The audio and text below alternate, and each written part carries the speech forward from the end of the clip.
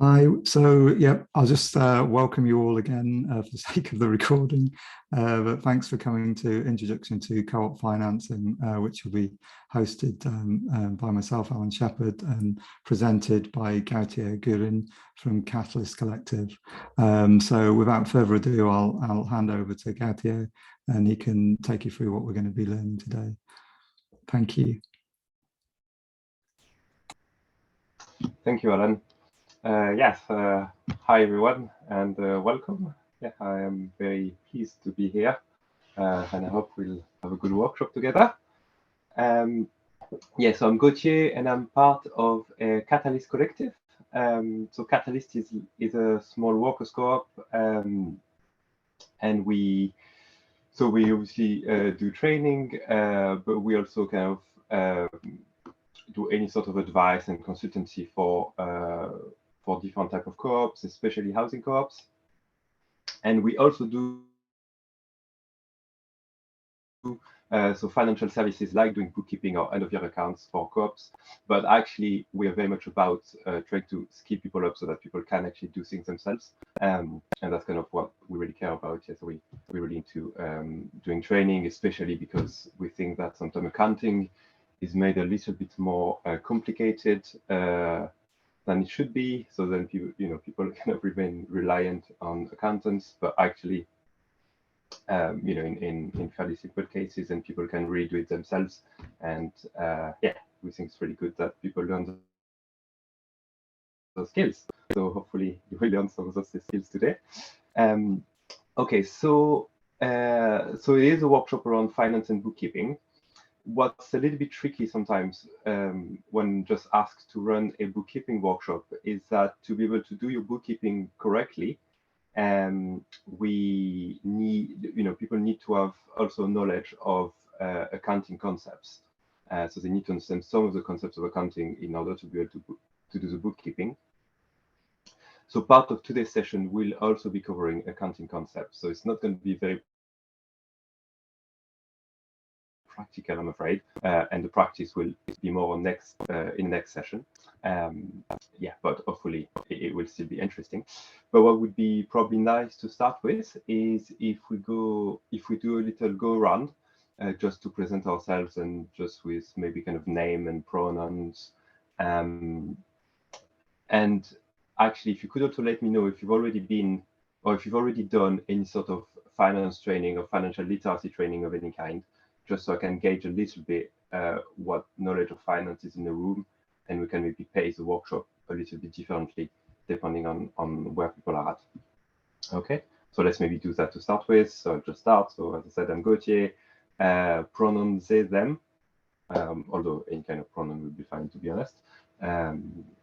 Yeah, and so I can maybe go around the list of participants. So I think the next one on the list is Claire.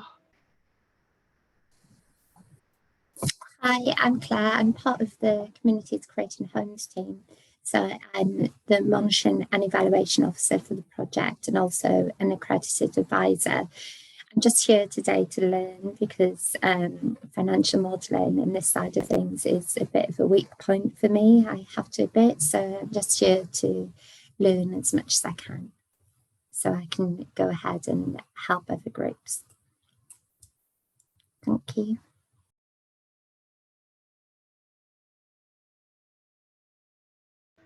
So next is Casey. Hi everyone, also from the Wales Cooperative Centre. We're on maths today, so I work with Alan and Claire and Dave, working with groups across Wales to help them create community-led housing projects.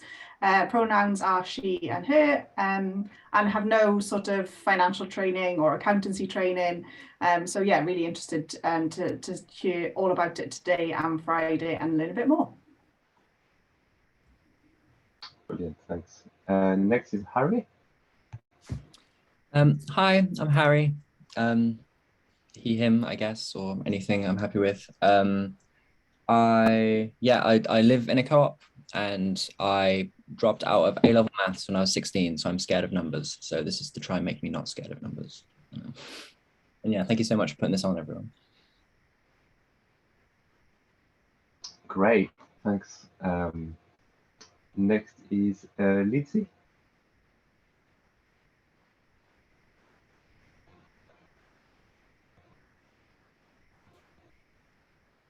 Hello, I'm Jojo. Our name says Lindsay. It's under our friend's account, so it's Jojo and Badger anyway. At Take Credit Co-op. Pronouns she, her, and I've never done any accountancy training. A bit like Harry, I'm a little bit scared of numbers as well. It's like a foreign language. Hey, I'm Badger.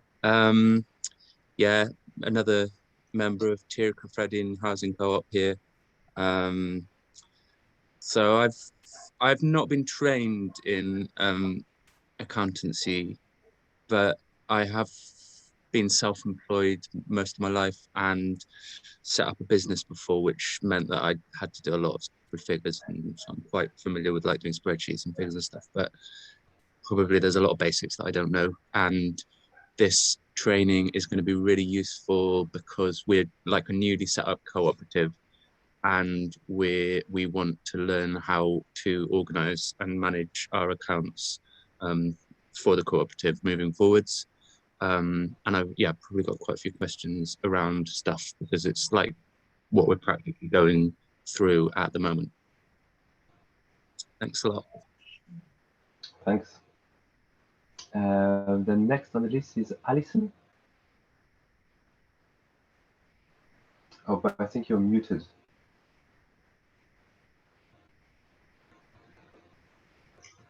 Okay, can you hear now? Yes. Yeah. I used to run a business for about 10 years and we employed about 8 people, and I did most of the accountancy, but I'm untrained and I had some help, and the accounts were done on a cash basis, so we're less sophisticated than conventional accounting, but it seemed to work. But I'm sure there's a lot I can learn in spite of that. Cheers. Thanks. Then next one is Dave.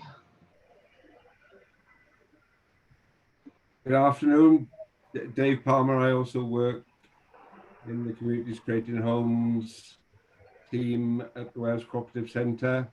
I failed my maths A-level a long time ago, but I have done some accountancy and some financial planning.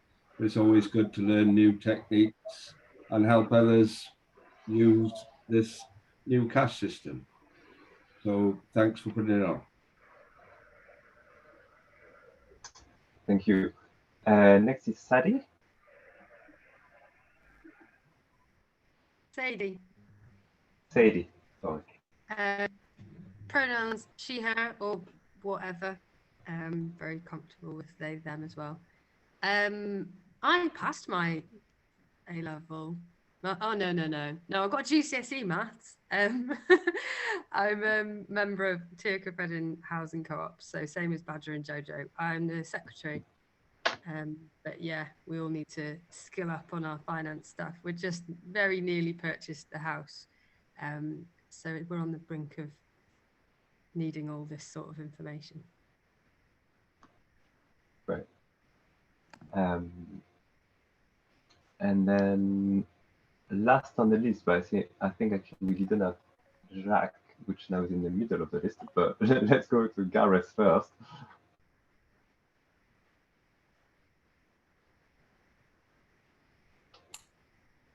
I think Gareth is still making his way home. Oh yes, of course, yeah, okay. And I think Jacques, you're in the middle of the list? Jacinta, hi. Yeah. I live at Undergrowth Housing Co-op, Dunnin, and I've done a bit of accounting and bookkeeping, but I'm self-taught, so always good to learn a bit more about it. Okay, brilliant, fantastic. Yes, so it's been mentioned a few times, these things around numbers and being scared of numbers. And you know, this is definitely one of the things that makes accounting scary, is that we see usually a lot of numbers, but really numbers are not the core of accounting. And And while there is obviously numbers involved, because we deal with money that we need to count, it is really about understanding what's going on. And in fact, financial information can really be presented in different forms than just pure numbers.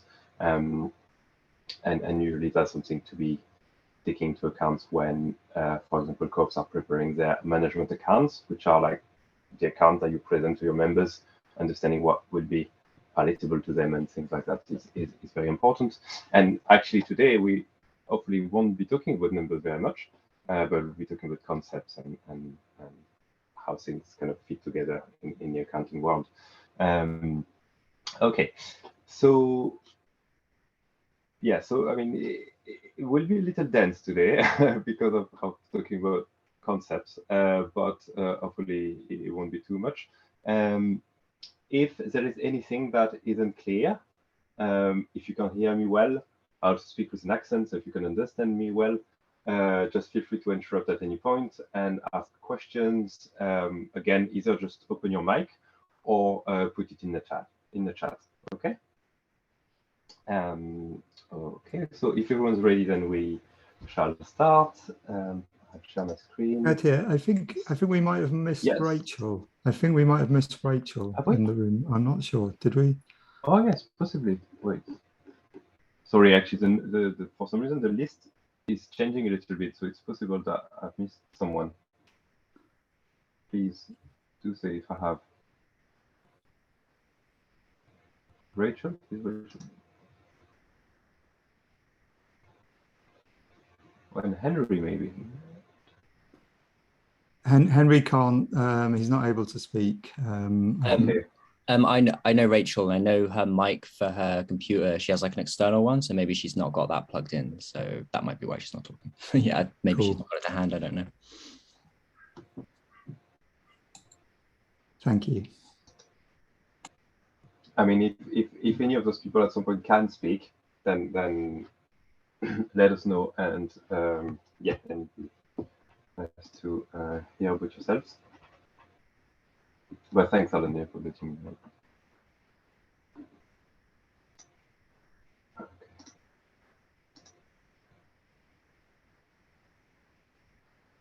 Okay, can everyone see that? I've started sharing my screen normally. They're working fine? Excellent. Brilliant. So let's start. Okay, so just a quick outline of what we'll be covering today. So we'll be talking about what the point of accounting and bookkeeping is. Why are we even bothering with this? We'll look at some basic financial requirements for co-ops and for housing co-ops specifically, since quite a few of you are taking on the finance of housing co-ops. That would probably be useful, although we won't spend much time on this. Then we'll look at key accounting concepts, especially those which are relevant to bookkeeping. We won't be able to cover everything in details around accounting because usually we run like a full day workshop just on accounting concepts. So yes, but hopefully we'll cover the ones that are most useful to you right now. And then if you have any further questions, you can always ask. Then we will look at how to identify different types of financial transactions. And then we'll finish by the principle of bookkeeping. Okay, and then we'll do the practice of bookkeeping next time. Okay, and so the objective is that you understand financial requirements for co-ops, that you understand the basic financial accounting concepts. Someone else just joined apparently, I think.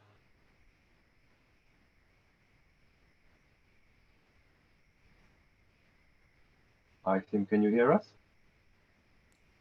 Do you want to quickly introduce yourself? We just had a quick go around. Okay, sure. Okay, so then you learn to identify financial transaction and you understand basic bookkeeping concepts by the end of today. Okay, so we just start by, again, maybe a small go around, either using your mic or typing in the chat. But what do you think is the point of accounting? Why are we even bothering with this? Why do we do it? Maybe people can either type in the chat or just open their mic. And it's okay if you don't have any idea why are we doing it.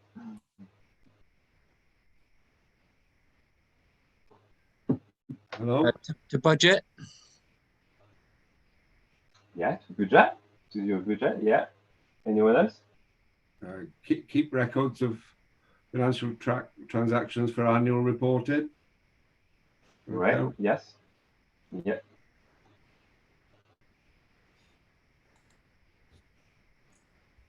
To make sure Anything else? to make sure the co-op remains financially viable by like sticking within its means and sources of income, etc. Absolutely. Yeah. So to kind of monitor your financial health and to see whether transparency. targets. Sorry. Absolutely.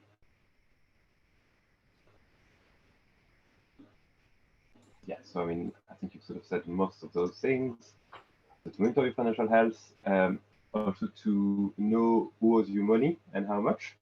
To kind of keep track of anyone who owes you money, anyone you owe money to, and how much, whether you're meeting your targets. So this is again related to budget. Whether there's any fraud and theft, although we don't really like thinking about this. But you know, sadly it can happen. So it's also helpful to understand, to see whether everything's in order.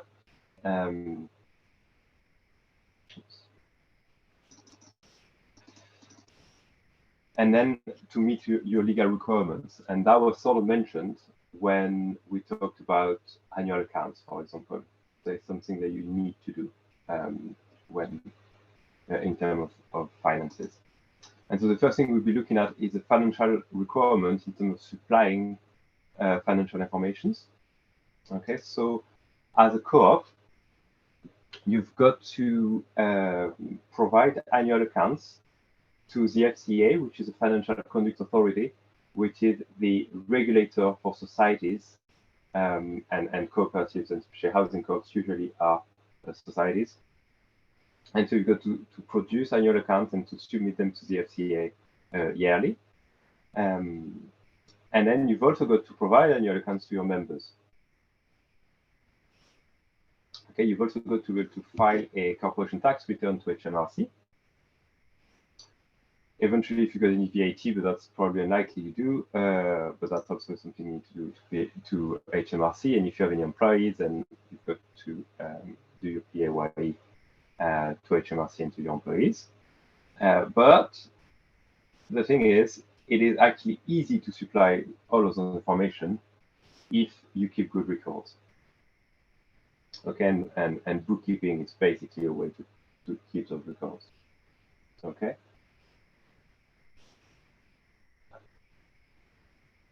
Also, because I'm talking, do let me know if there's any question in the chat that I might miss here. Okay, so other financial requirements for co-ops. So a society, so it is actually a legal requirement to keep books and to produce accounts.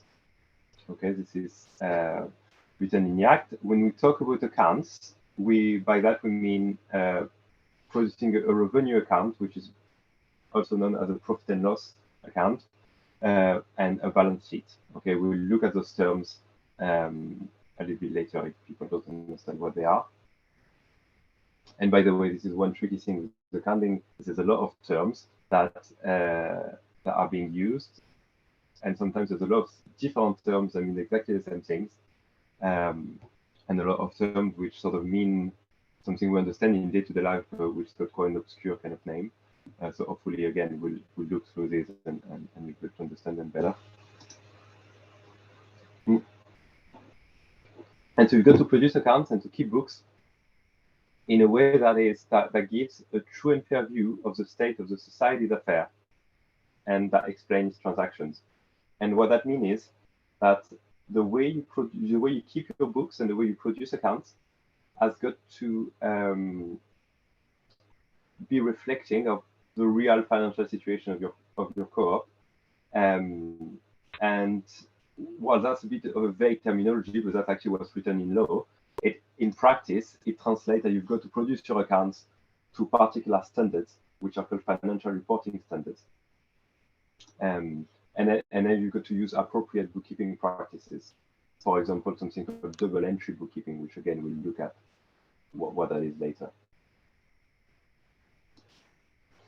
In terms of other legal requirements, in theory, you've got to keep a copy of your balance sheet in your registered office. I don't know, many clubs actually do that, but this is actually a requirement. And you've got to have an audit. So every society has got to have an audit, but there is, under particular conditions, you can vote. You can take a vote to disapply this requirement. So in practice, often, unless you've got a particular size, you don't actually do audit. Okay, and what that means is you can use, well, you can do then your accounts yourselves, or you can use accountants or kind of firms which do your accounts for you that are not necessarily accountants, like Catalyst, for example. We're not accountants, but we produce accounts, but we cannot do audits. And it's a lot cheaper than if you have to do an audit. Okay, but then you do have to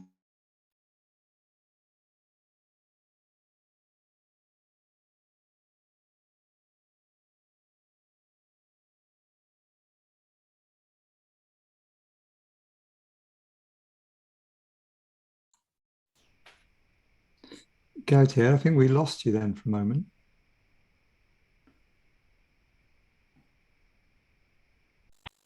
What is? Do you want to speak? I think we might have lost the last part of that. I don't know. Maybe it was just me that lost it, but we did. There's a couple of questions in the chat. Yes. From Harry. The first one I think refers to your previous slide. Yeah, there's a couple of questions regarding the list of commitments that you have to make as a co-op, whether they apply to housing co-ops. I guess you were saying yes, they do all apply to housing co-ops.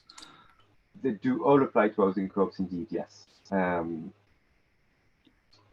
of course, it's unlikely that a housing co-op you will have any VAT, and it's also not often, but it can happen depending on the size of your housing co-op that you have any employee. So if you don't, then only the first two requirements apply, which were the annual accounts to the FCA and the corporation tax return. So it's many housing co-ops, I guess, don't pay corporation tax, but they would still have to make the return. Is that correct?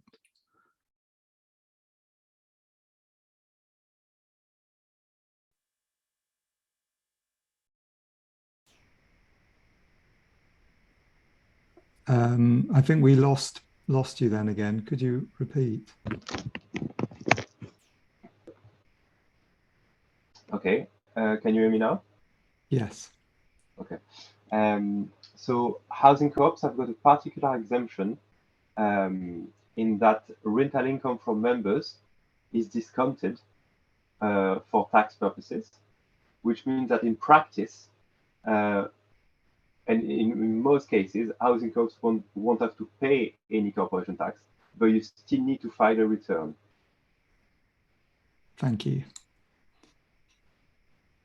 And Sim was asking about the monthly. So could you go on to the next slide? I think it was about displaying the balance sheet in the co-op. Was that a monthly or a yearly requirement? It's got to always be there. It's got to always be there. In theory.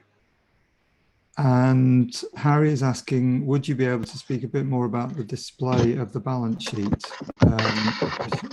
Maybe you'll be doing that later. Okay, so I will.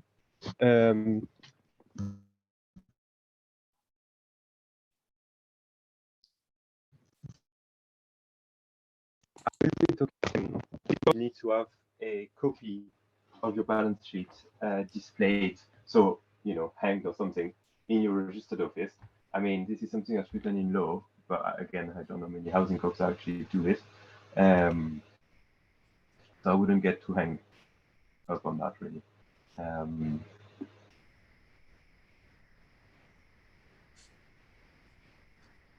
Okay, thank you.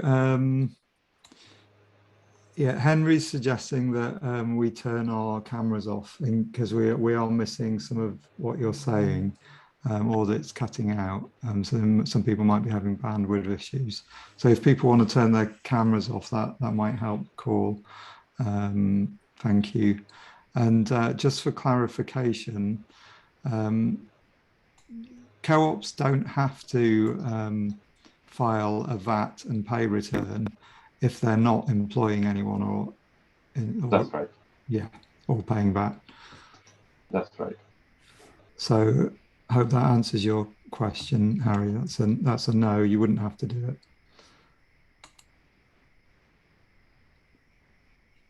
Thank you. Okay. Well, there's one more message. Oh no, that's a thank you. Okay, we're good to carry on. Thanks. Brilliant. Okay, so we'll move on and to talk about actual accounting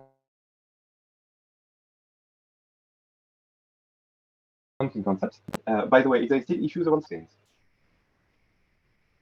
Okay, so there are 3 key accounting concepts which we'll be looking at today, and if anything, if you've got to take something out with you, I mean, out of this workshop with you, it is understanding those 3 concepts. Because once you really get the grip of that, then accounting really starts to make more sense, and then you're more likely to do your bookkeeping right, basically. And this is kind of 3 things that really govern finances in general and accounting in general. Okay, so the first concept is the concept of cash flow, which is often the most intuitive because we, in a day-to-day life at least, we kind of used to handle cash. And so the cash flow talks about the actual cash, the actual money that is going in and out of your co-op over a given period of time. Okay, so it is all the money that flows in and out of your co-op bank account effectively over a given period of time. Okay. The second concept is the concept of equity. And this might be a bit less intuitive, but this tells you about how much your co-op is worth financially at a given point in time. Okay, so it is looking at everything that your co-op owns and everything that your co-op owes. Okay, so it has to do with concepts such as assets, liabilities, retained earnings, and share capital.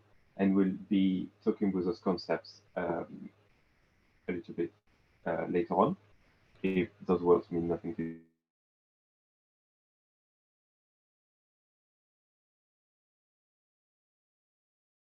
It tells you about the change in the financial value or the change in equity, effectively, of your business over a given period of time. Okay, so it is telling you how much your worth or your equity has changed over a period of time. Okay, and this has to do with the concept of income and expenses. All right. Okay, so we'll be looking at all of those things in more detail now. Just need to know that there's 3 key things in accounting. One is looking at cash. The other one is looking at worth, how much your co-op is worth. And the other one is looking at how that worth is changing over time.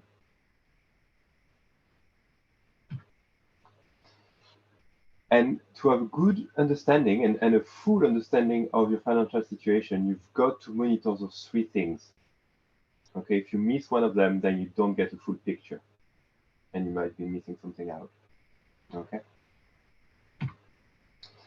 And so how do you keep track of those 3 different things? So how do you keep track of your cash flow? How do you keep track of your profit and loss? And how do you keep track of your equity? Well, it is through doing bookkeeping. Okay, so that's a good thing because that's what we're going to learn. But not only doing bookkeeping, it's doing bookkeeping, but also doing financial reporting.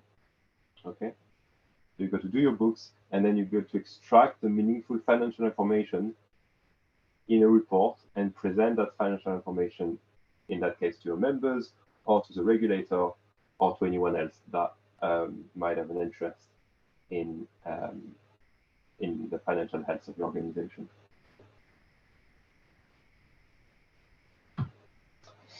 Okay, so we're just going to talk a little bit about bookkeeping and what it is. So bookkeeping is about organizing and keeping a record of all financial transactions. Okay, so it is kind of as simple as that.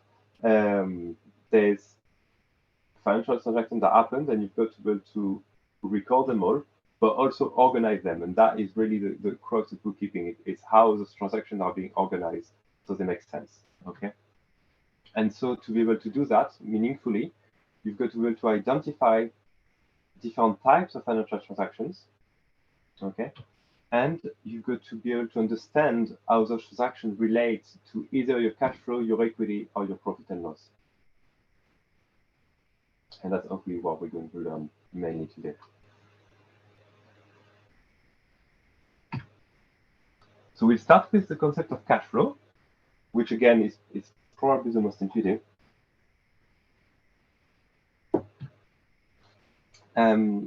So cash is the money that you have, which is directly ready to use to pay for things, okay, or to pay for your obligations.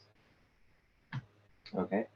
And so what it does is it allows to pay any sort of bills or anything you need to, any obligation you need to meet, so you can keep trading.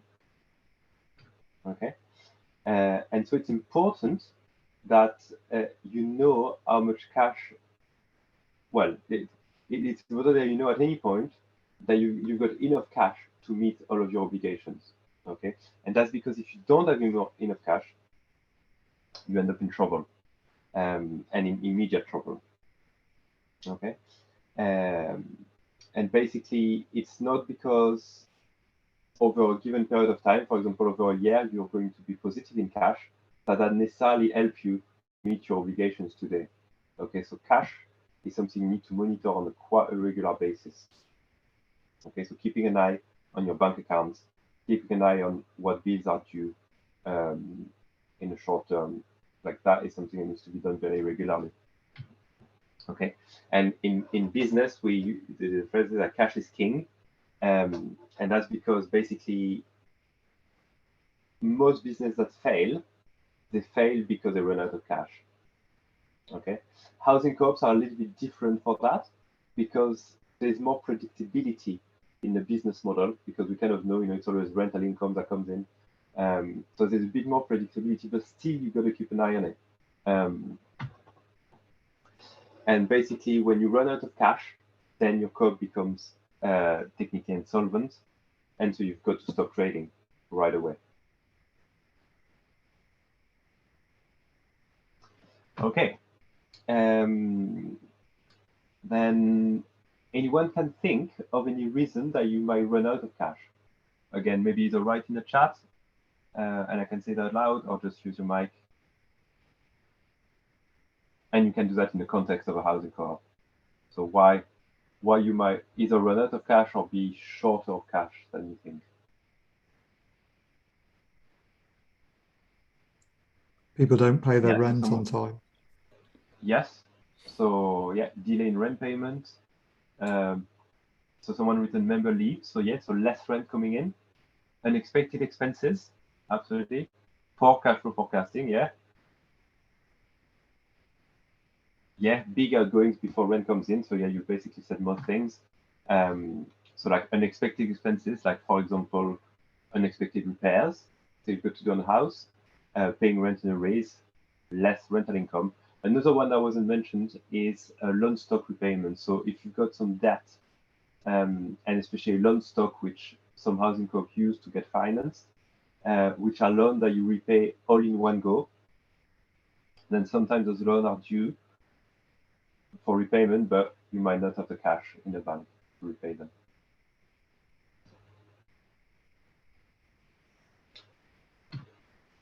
Okay, so we'll try to do a first exercise together, which is looking at all of the flows of cash running through a housing co-op.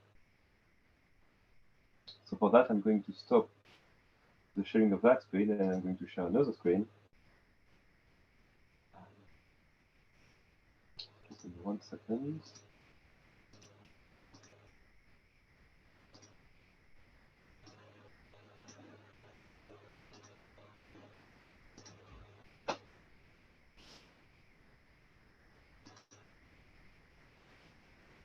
Okay, can you see the little screen with like some kind of mind map thing going on?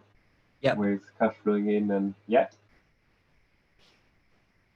Okay, so basically, again, if people want either to shout out loud or to write in the chat, so tell me, what are the usual source of like money flowing in or out a housing co-op in terms of cash? What kind of cash is coming in and out? So someone said rent and loan stock. So do you mean in? Yeah. Oh wow, there's a lot of things written, so we're just gonna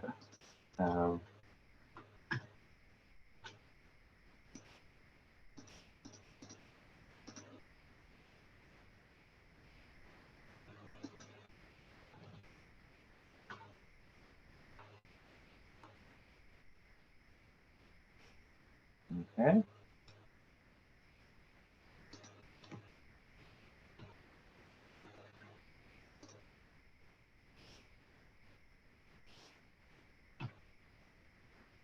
Okay, so it's the rent, loan stock, mortgage, donations, feed-in tariff.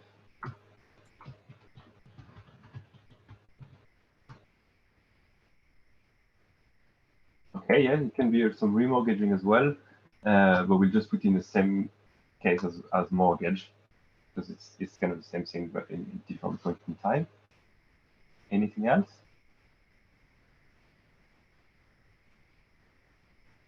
Bank interest. Yes. Any idea of yeah, okay, grants.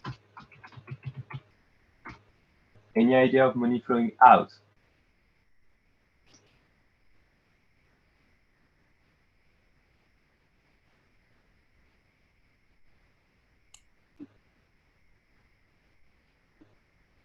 So mortgage, by that you mean mortgage, oh, mortgage repayment.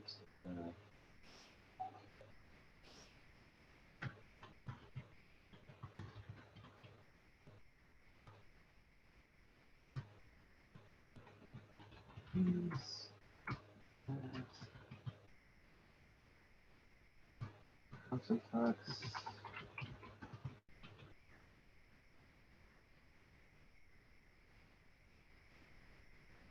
Oh, let's see.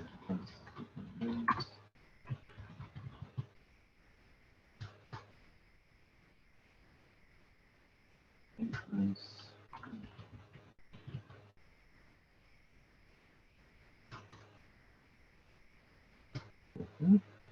Ah, okay. So it's good one.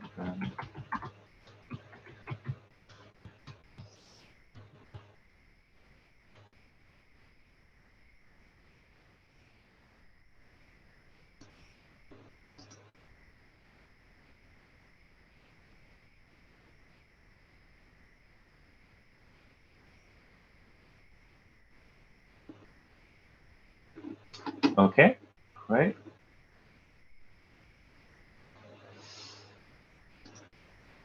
Okay, so so I think in terms of income, or not of income, sorry, I'm using bad vocabulary here. In terms of money flowing in, I think you've covered most things. In terms of money flowing out, there's a big one that was missed out. A very big one that happened at the beginning. I'm going to give you a clue. It's usually Y You take out a mortgage. Yes, buying the property.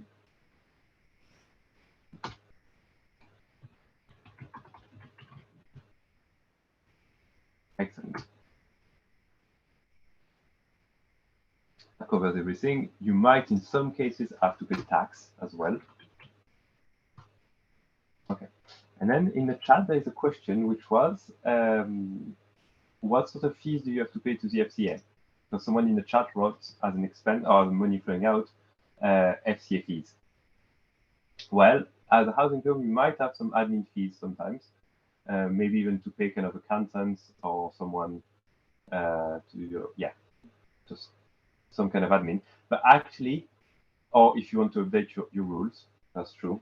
But however, there is no more annual fees. So until very recently, people had to pay, so housing corp had to pay every year that pay like a fee to the FCA, and now that's been removed. So there's no more FCA fees. But you might have occasional admin fees. For example, you want to update your rules, or you want to, pay for someone to look over your accounts or whatever. So admin fees are still a thing, but not for not the regular FCA one. But otherwise, yeah, I think you've covered most of the flow. You basically covered all of the flows of money that happen in the housing co-op, usually at least. There's a good question. I don't know if you saw it, but there's a good question about, are utilities a co-op expense, or do they belong? I suppose the alternative is that they belong to the members of the co-op rather than the That's co-op. right. This is a very good question, in fact. And this is kind of up to you. They can either be taken on by the co-op or taken on by the tenants. And it will depend on what's written in the tenancy agreement, which defines who is responsible for what. And there is some aspects where sometimes it makes sense for the tenant to be responsible of some of the utilities and for the co-op to be responsible of some other utilities. And usually we kind of recommend that the co-op will only be responsible for things like water or yeah, I mean, I'll talk about council tax as well in a slightly different way, because there's some rules, some strange rules about council tax, but but that basically most utilities are left to the tenant, so they can kind of sort it out themselves, and it doesn't have to enter the co-op accounts. Yeah, again, which might make things a bit more complicated. Also in terms of whether your rent then is inclusive of is inclusive of utilities, and therefore whether you can get same level of housing benefits, or so it can kind of complicate a few things if the co-op is in charge of utilities, but it's not against the rule. Yeah, it can definitely be. Okay, I mean, we could talk about that in quite a lot of details, but because we're a bit pressed on time as well, sadly I can't. I can't go through all of the ins and outs of that actually. But it's a good question, and the simple answer is it can be either.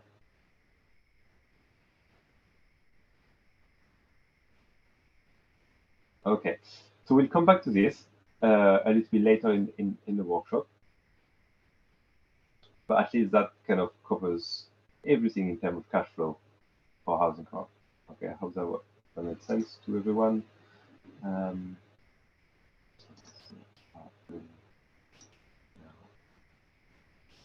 back to this.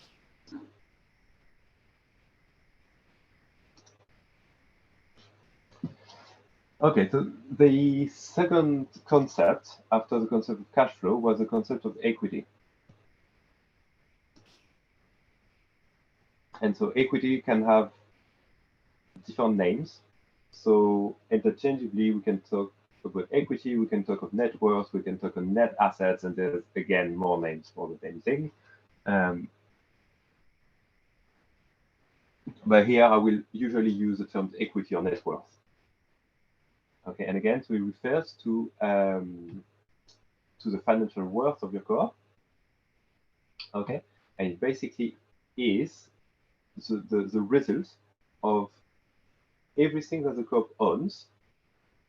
For example, the co-op might own the house and some other things, less everything that the co-op owes. So for example, the co-op might have a mortgage and therefore owe some money to the bank. Okay, so if you add everything that the co-op owns and you subtract everything that the co-op owes, then it gives you your equity. Okay, which might be either a positive number or a negative number. So it'd be positive if you own more things than what you owe, and obviously negative if that's the opposite. Okay, and it is therefore also the equity is a result of assets minus liabilities, and therefore assets is everything that you own, and liabilities is everything that you owe. Okay, and then the concept of equity is something that you look at a given point in time. Okay, so it's not like over a period type thing. It's just the equity today or the equity at the end of last year or whatever, but it's something that you look at. It is your worth at a given point in time.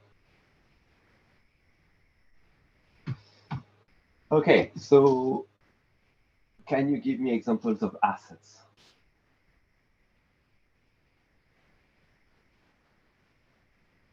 Anyone? Yeah, your house or the cash in the bank.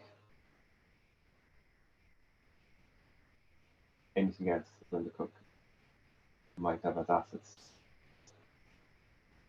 Yes. Any kind of antiques or anything that, basically anything that the cook owns. Yeah, the land as well, absolutely.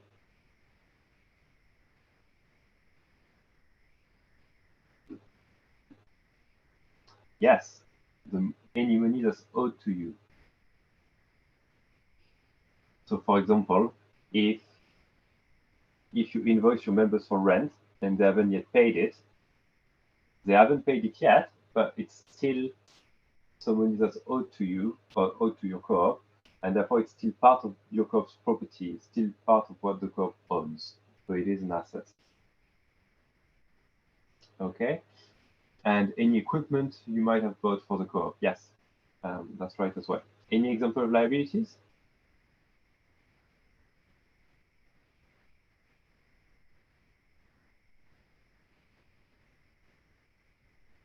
Yeah, money that you owe to other people, but for example,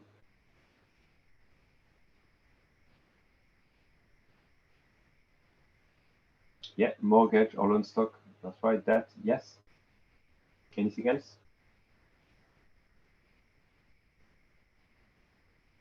Yes, unpaid invoices. Yeah, that's right. Bills that you haven't yet paid. Absolutely. So if, for example, you've done some work on the house and then your contractor sent you a bill, it is a liability because it's some money that you owe to the contractors. Yeah, you haven't yet paid it. So it's like a debt. Okay. So yeah, you sort of mentioned it, you mentioned everything. Yeah, another thing that can be an asset as well is if your co-op is in a position to actually lend money to another co-op, for example, then it's money that's left your bank account, but you still own. Okay, so it's still part of your assets and liabilities. You sort of mentioned everything. Brilliant. So again, we'll actually just maybe because of time we might skip this one because you sort of said all of them anyway. In terms of asset and liability for housing co-op, we've mentioned everything in the chat, so that's probably good. One little thing that you need to be careful at is if your co-op is in negative equity, i.e. if you owe more than what you own. And this can happen. And it is in fact often the case for housing co-op at the beginning. Okay, because often your housing co-op might need to borrow more than what the house is worth, for example. Why is that? Is because on top of the house value or the purchase price, you've got also to cover other costs like stamp duty, land tax, or in fact in Wales it is LTT, so land transaction tax, and other things like, for example, repairs or solicitor costs or mortgage fees. So there's a whole bunch of added costs that you have on top of the purchase of the house, meaning that if you borrow to cover those costs, then you've got more debt than what the house is worth. Okay, so you start by being in negative equity, but that's okay. That's not, that's fine. But it does mean that if at that point in time you sell everything that you own, so you sell the house, then you don't have enough money to pay everything that you owe. Okay, and that's what it means to be negative equity. Okay, and at that point in time, technically you're insolvent. Okay, but again, we see that that is actually fine.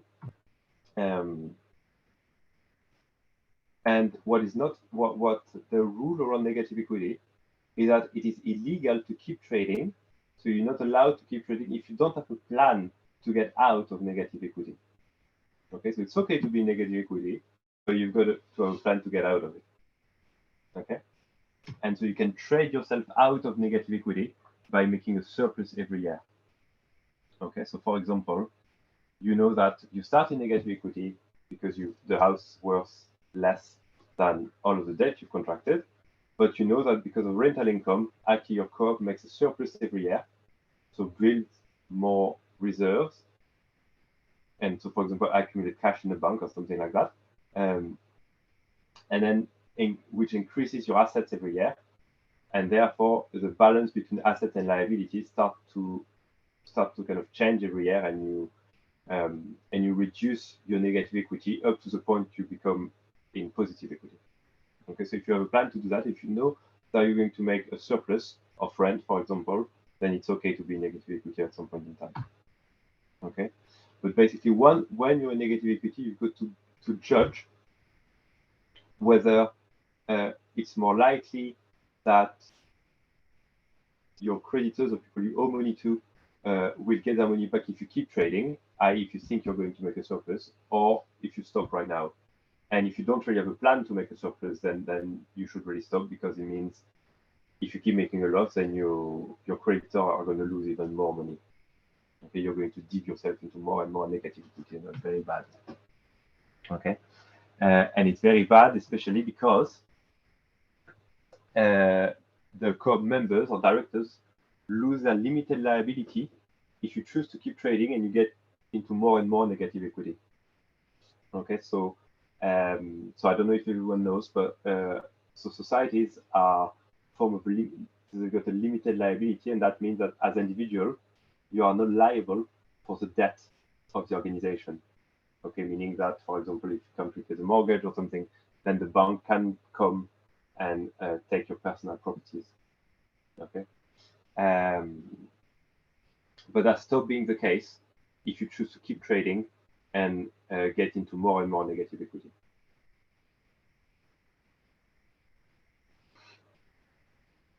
Okay, so this part of negative equity is not technically necessary for bookkeeping, but it is important to understand if you start to run a housing co-op. It's one important concept. Okay, and it's also understand, sometimes people are also scared of negative equity, but actually negative equity is not too bad as long as you know you're going to get out of it.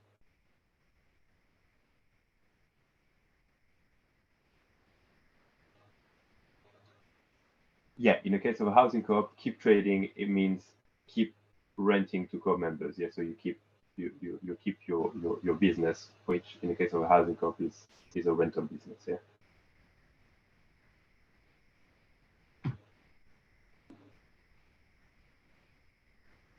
Okay, just before the break, we're just going to go quickly through profit and loss.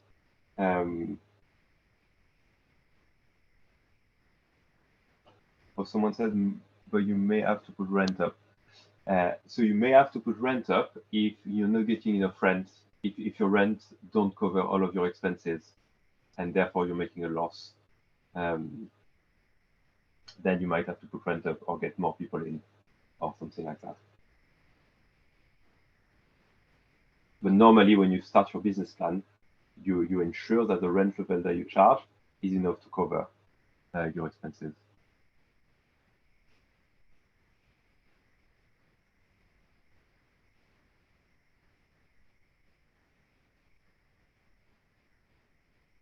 Okay, so someone just asked a question around this negative equity. So how would it come about that we lose limited liability? Could that be like we submit our accounts to the FCA and they're like, nah, this is never going to work, we're going to come for you. So basically, if you are, so again, if you're in negative equity, that's fine. The FCA is not going to say anything. It's more that if they see that that year after year, your negative equity gets worse and worse. So yes, they might start to come to you and to either want to close the co-op because you're digging yourself more and more into negative equity, and that's illegal. But also it's likely that your mortgage provider or people you owe money to will also come and knock at your door in that case. And then if they can demonstrate that in fact you kept trading, but you were not supposed to, then it means that actually the mortgage provider then has the right to come after individuals.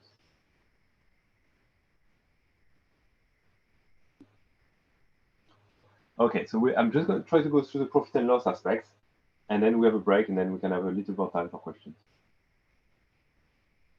Okay, so the last concept is profit and loss. And as I said earlier, this is profit and loss is looking at the change in worth over a particular period of time. So change in worth, so change in equity.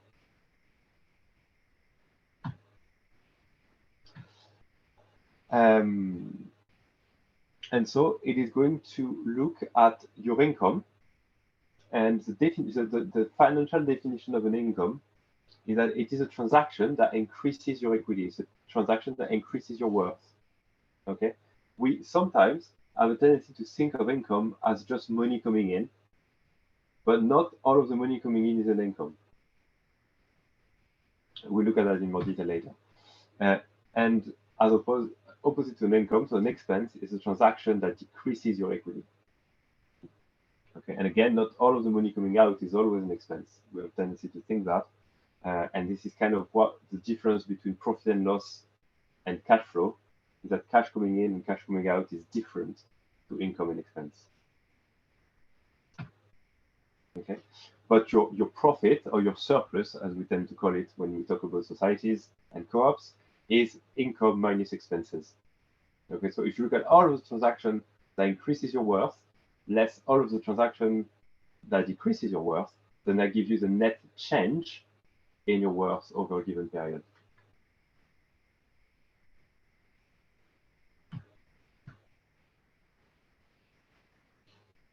Then to work out your profit and loss, you've got to be able to identify income and expenses. Yeah, so what transactions are income, what transactions are expenses. Okay.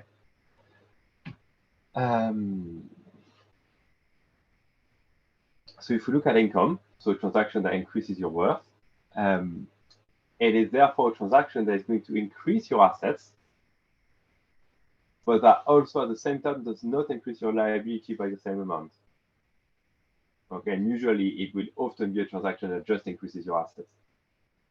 Okay. Or it can also be a transaction that decreases your liabilities without decreasing your assets. Okay, that will also be an income. Because if it decreases your liability without decreasing your assets, then it means it sort of increases your worth. Okay, and so as I said earlier, not all of the cash inflows are income. Okay, and so if you look at expenses, then it's kind of the other way around. It's going to be a transaction that decreases your assets without decreasing your liabilities, and or a transaction that increases your liabilities without increasing your assets. Okay, sorry, that might sound a little bit abstract, just said like that, but we'll look at examples. I can actually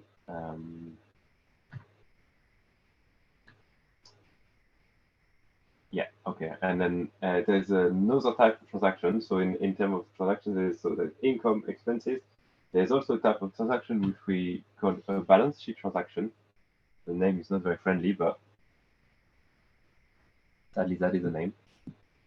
And it's a transaction that neither increase or decrease your net worth.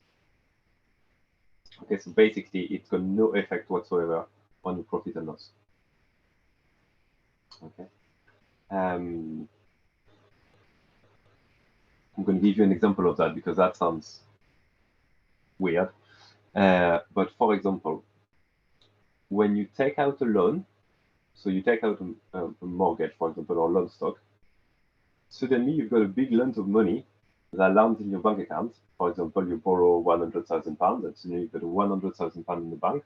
You're like, wow, great, I've got £100,000.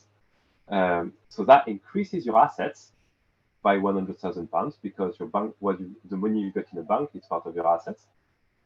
But the thing is, you also owe that same amount of money to the bank.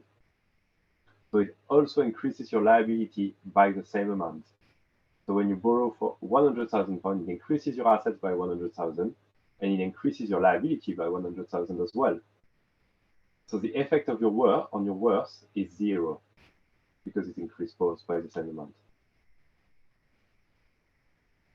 Okay. Because I don't see any faces, I can't tell at all here whether anything I'm saying makes any sense to people. I'm just hoping that it does.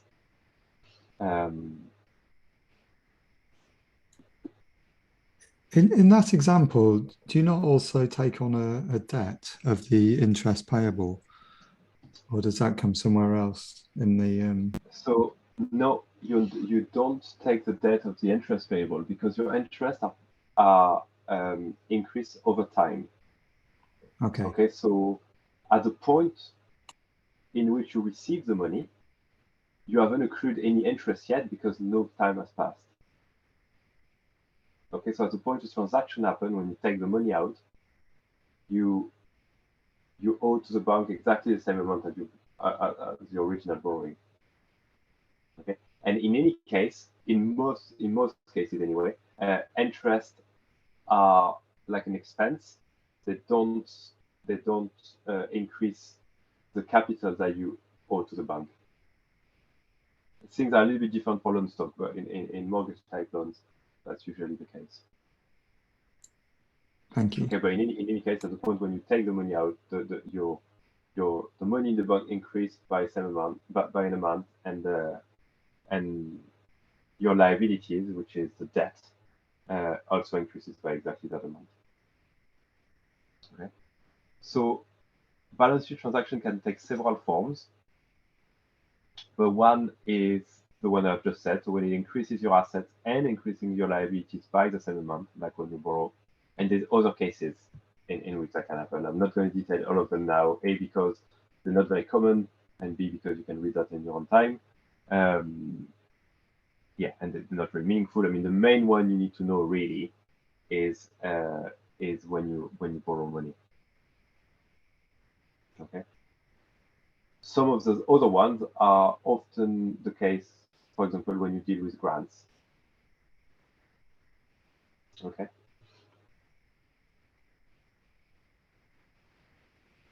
And there's also another case which we'll look at in detail later anyway. Okay, so 3 types of transactions: income, expenses, and balance sheet transaction. Okay.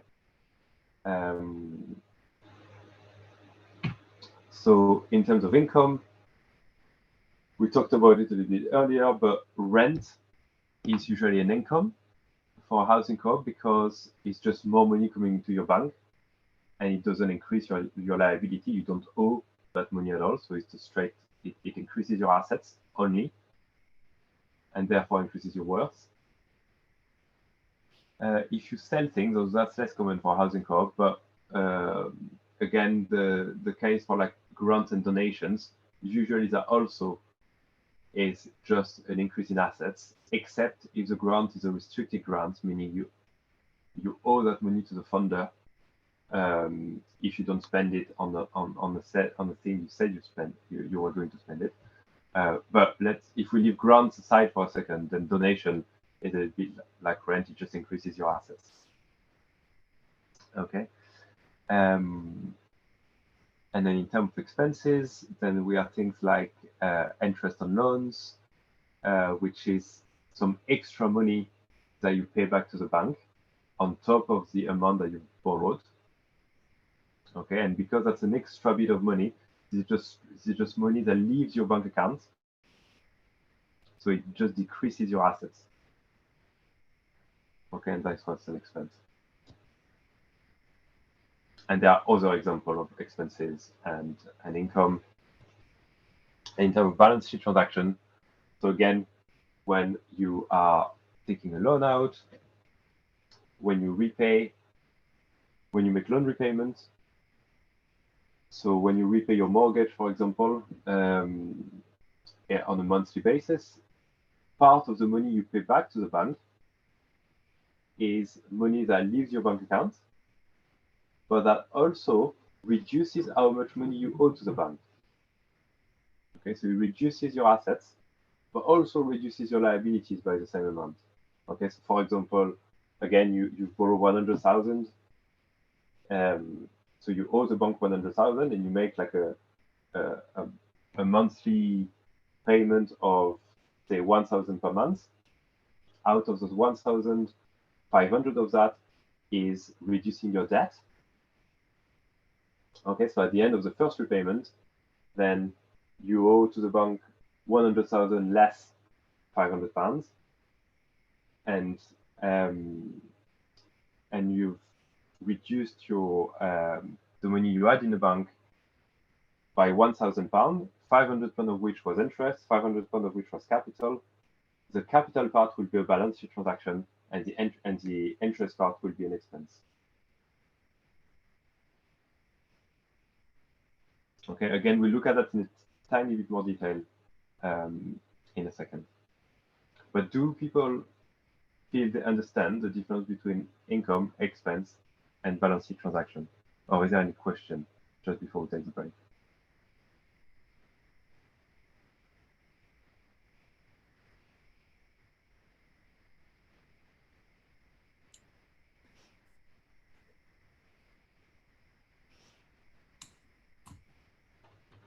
Sim had a question in the chat. Okay, so both interest and capital are expenses. So only the interest is the expense. Because when you repay the capital, you've got money leaving your bank. Because then you don't owe the bank. So that cancels out. They cancel out each other.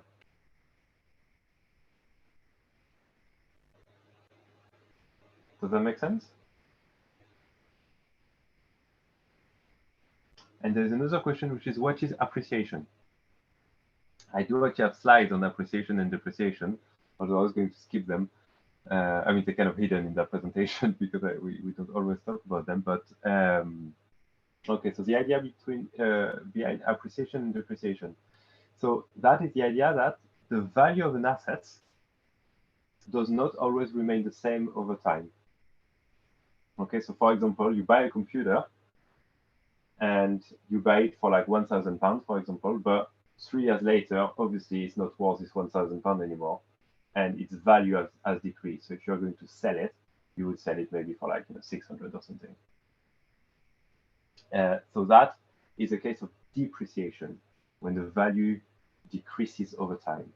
Okay, you don't do anything to it, it's just when the time passes, the value changes. Okay, but the opposite effect can happen. And that opposite effect is called appreciation, when the value increases over time. So for example, if you buy like those collection cars or something, yeah, the older it gets, the more value it gets.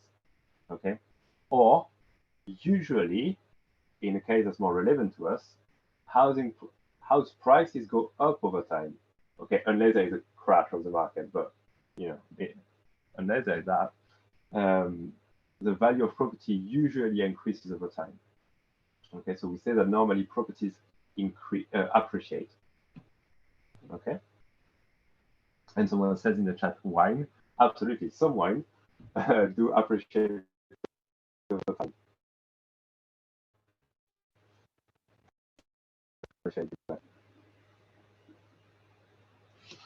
Okay, and another kind of balance sheet transaction is if you buy equipment, or a big one is when you buy your house.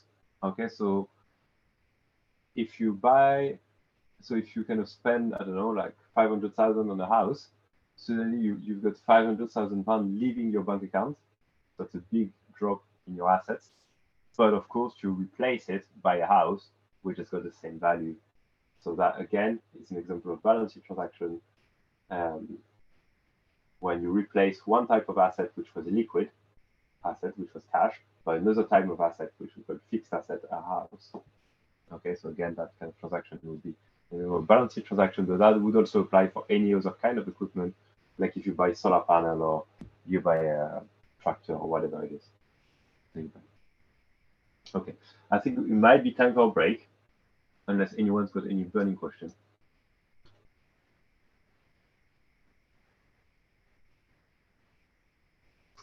And in fact, during that break, I might try to disconnect and reconnect the call. Just so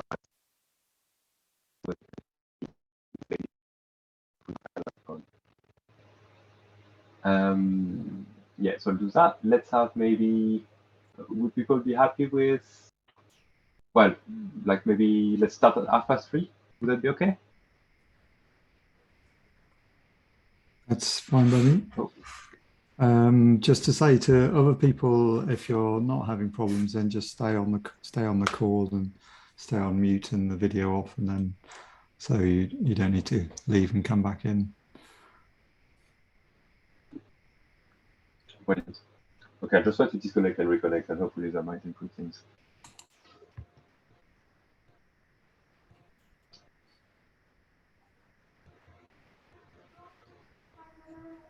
Okay, so we did get a question in the chat.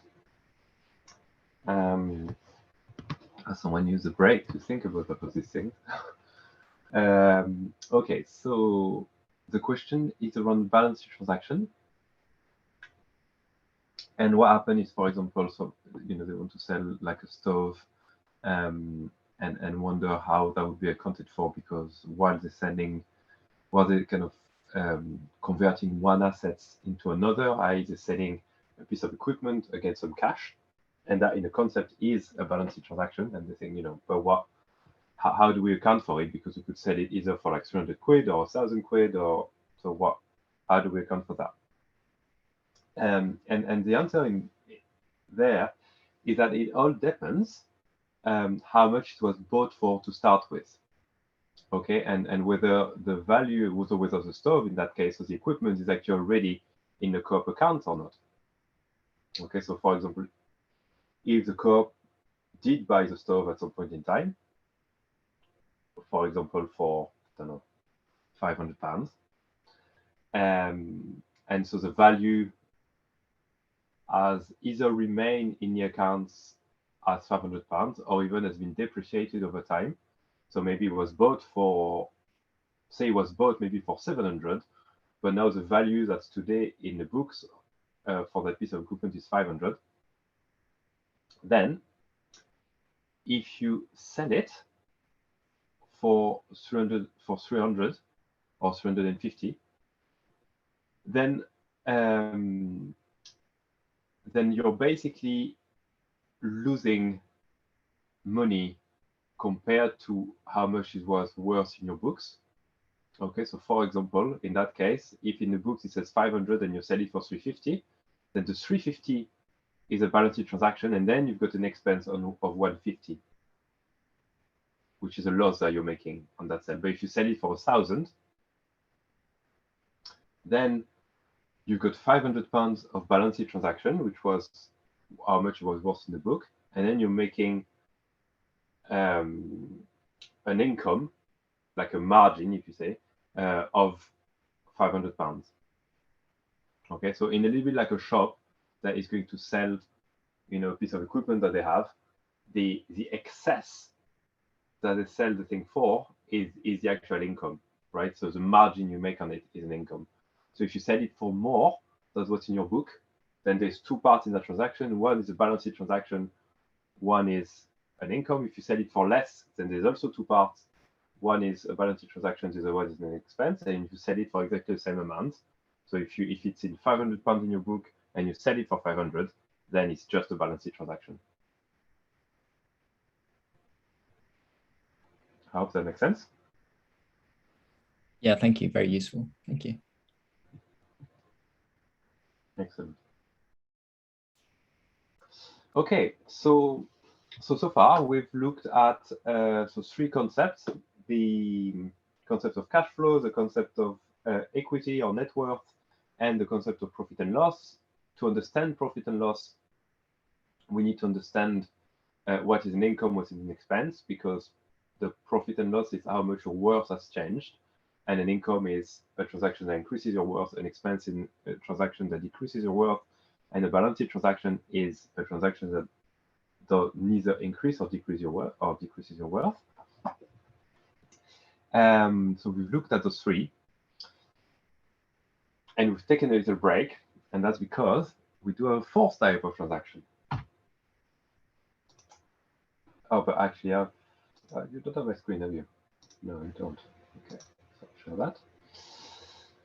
So on top of income, expenses, and balance sheet transaction, we've got another one, which is can be called like a direct change in equity, or an equity transaction, or a capital transaction, which is a transaction that changes your net worth, so either increases or decreases your net worth, but that's not an income or an expenditure or an expense.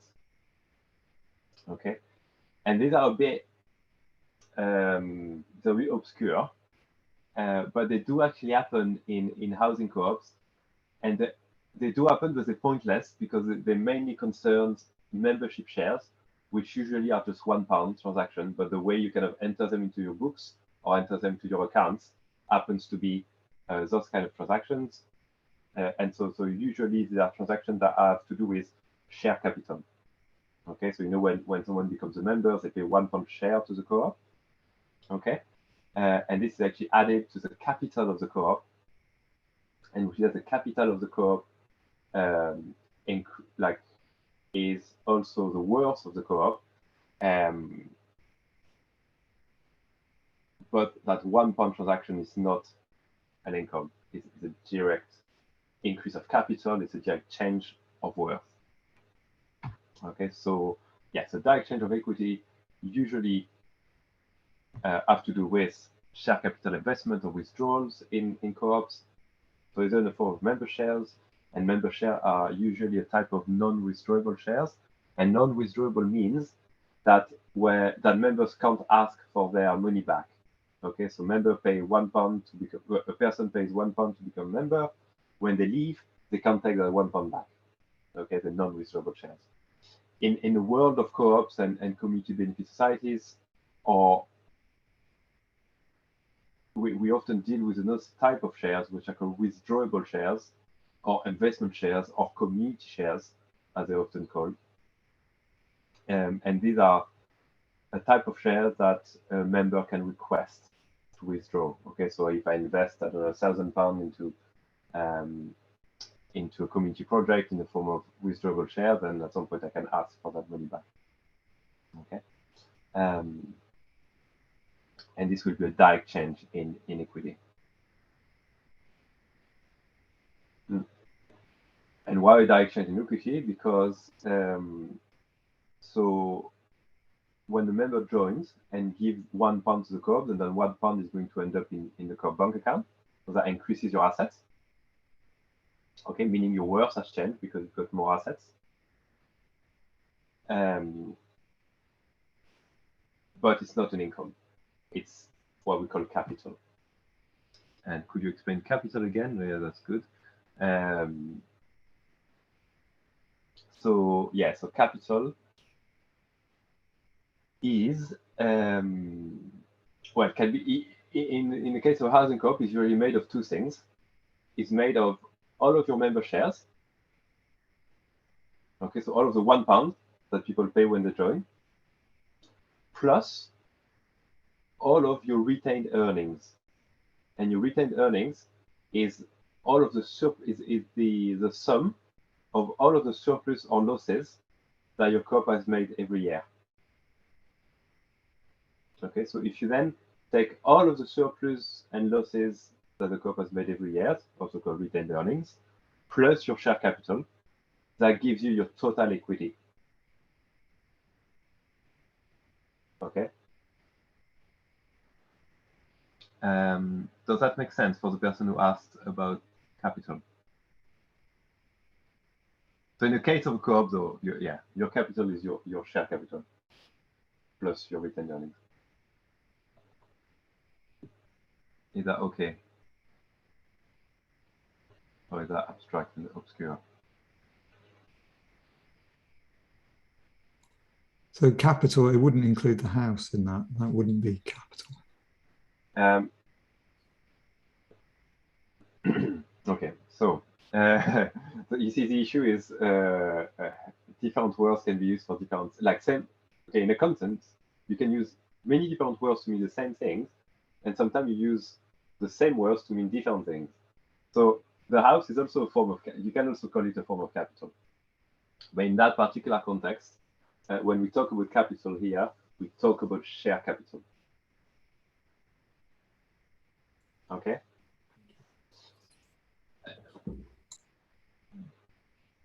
Yeah, I mean, basically, what's slightly tricky to explain here is because there's a part of the workshop that I'm not, that there's a part of the accounting concept workshop that I'm not actually talking about here because I'm trying to kind of focus on what's directly relevant to bookkeeping. But there's a relationship between the share capital and retained earnings and the assets and liabilities aspects. And this is done through the accounting equation, which I'm not talking about at all here. Which, if I was, would make probably a little bit more sense. But so you can say that the house is also capital, but it's not the same kind of capital that we're talking about here. Okay, so on the one hand, you can look at the co-op sort of equity through assets and liabilities, in which case you take into account the house because the house is an asset. Okay, or you can look at the co-op's equity by looking at the share capital plus the retained earnings. Okay, and in fact, you've done your accounts right if capital and retained earnings is equal to assets minus liabilities. Okay, and then your accounts are right because two things balance, and it's also why it's called a balance sheet. Okay, because those two sides of the equation needs to balance.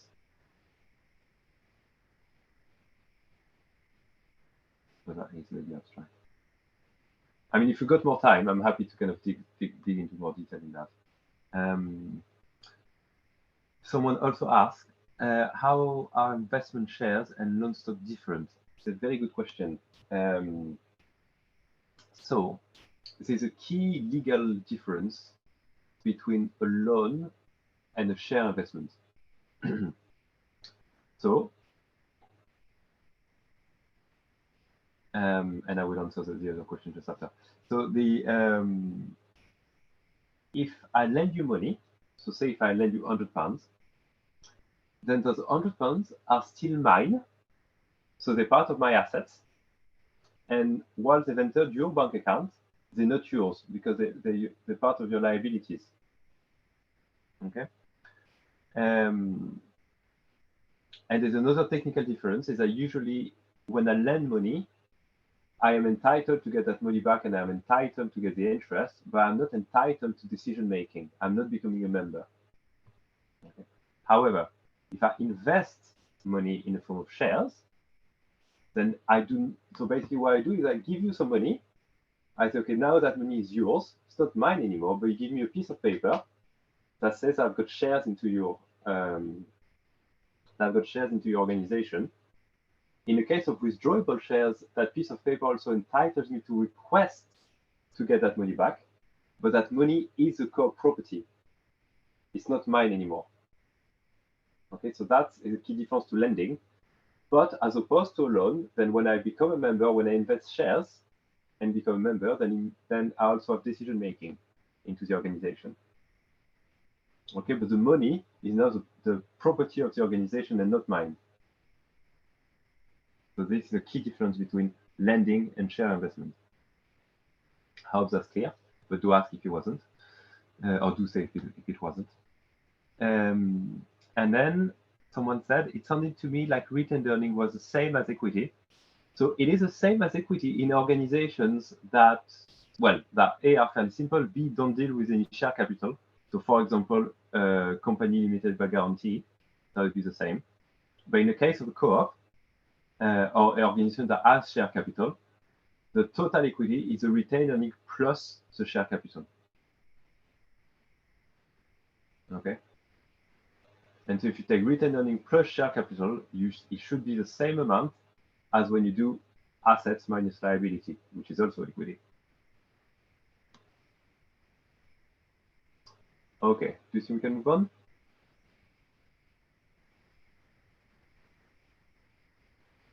Well, if there's no objections, then I will move on. Yes, okay, there's another type of change in equity transaction, which is very tiny and not very relevant. So I will talk about it when we actually do the bookkeeping. Also to do with member shares, and this is what happened when a member leaves. Okay, but I'm not going to get into details now because we're a bit behind, and because it's really tiny. Okay, so we'll do a quick exercise now. Again, so we're going to come back to this sort of mind map that we did of cash flow transaction in a housing co-op. But now we're going to try to identify whether the different transactions are income, expenses, or balance sheet transactions.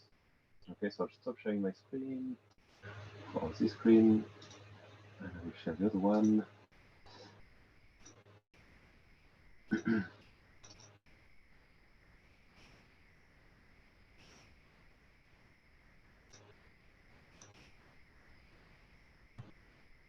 Okay, so I'll just go through the transaction one by one, and people can either write in the chat or shout out of the mic if they think that's an income or an expense or a balance sheet transaction. Okay, so rent.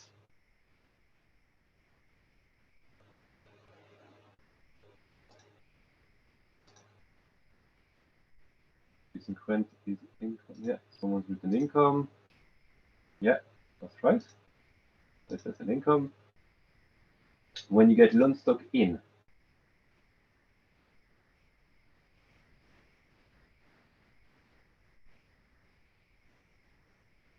what is that? So we've got conflicting views here. Someone says an income, someone says balance sheet transaction. So it is a balance sheet transaction, and because you get money coming into your bank account, the money you've borrowed, but it's also money that you owe to the bank. So it raises your assets because it's in your bank account, but it also raises your liabilities by the same amount.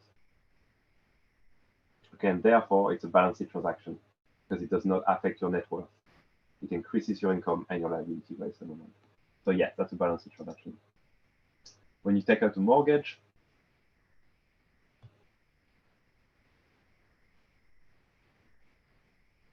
yeah, it's exactly the same as a loan stock, so it's a balance sheet as well. When you get some donations,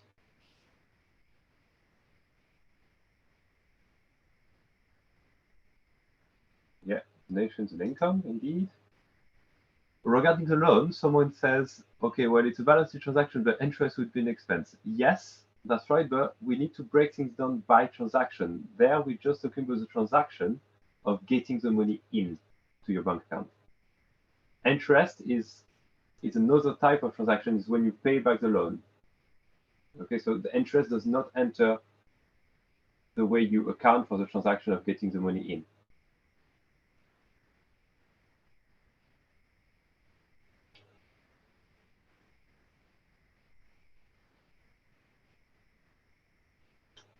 Feed-in tariff? Also, do feel free to speak with the mic if there's any clarification or anything you want. Yeah.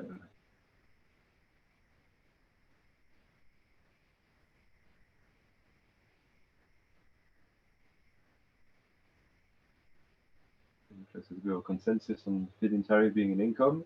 And yes, it is. Bank interest. So this is interest you earn on your bank accounts.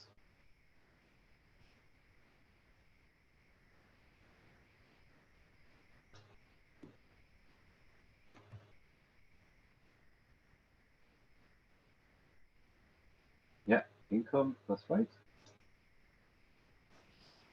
And how about when you get a grant?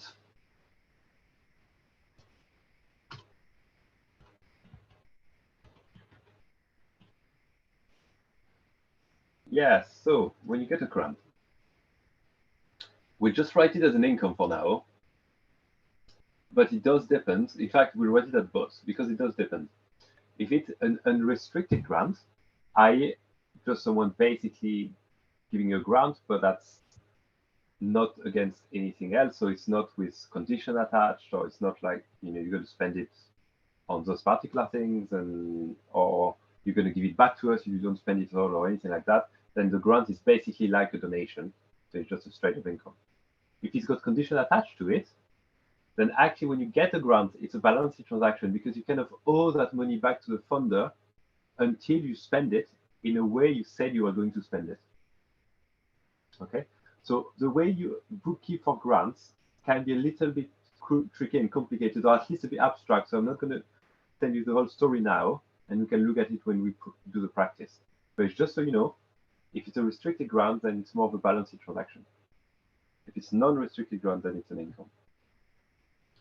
And then I've added this extra thing here because one cash flowing in we didn't mention earlier is member shares. So when a member joins the co-op, they give you £1 share. And so I've also added this category here. So it's income, expenses, balance sheet transaction, or equity transaction. Where we just said earlier, it's an equity transaction. Okay. Okay, cool. So how about the money going out?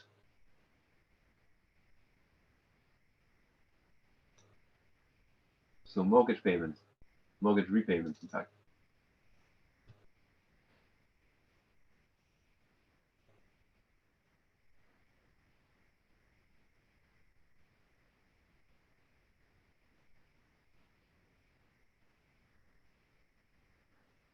Yes, so this was a tricky one. And there's both the right answer there. In fact, the mortgage payment is split into two parts. One which is a capital payment, and the other one which is the interest payment. And as people have said rightly in the chat, the interest payment is an expense, and the capital payment is a balance sheet transaction. Okay. Even though everything goes out of your bank account usually as one payment, for the bank, and you need to look at your mortgage statement, it's actually split into two parts. Okay, one part is used to repay part of your debt, and the other part is just a straight expense for you and a straight income for the bank, which is interest. That's how banks makes money. House purchase.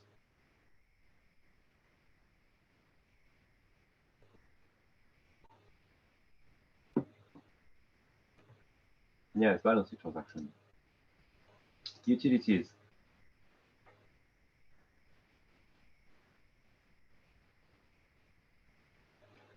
Yes, expense indeed.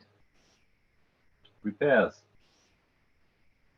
Oh, but it's agreement on utilities. Oh, was it for repairs, the balance sheet?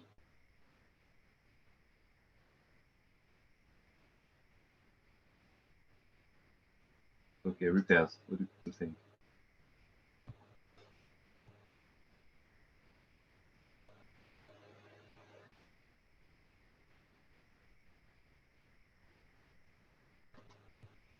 Okay. So repairs can be a little bit tricky, and it kind of depends what kind of repair it is. But it's most often an expense.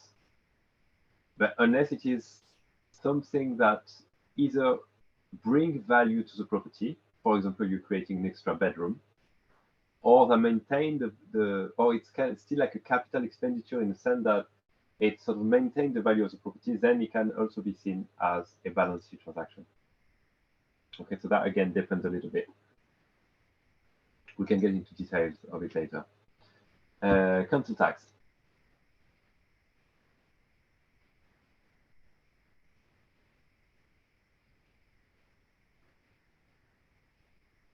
Yep, expense.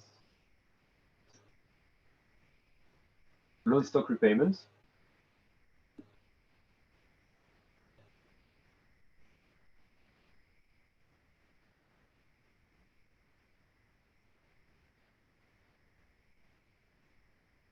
Yeah, same as the mortgage. Again, same thing, we've got the capital and interest.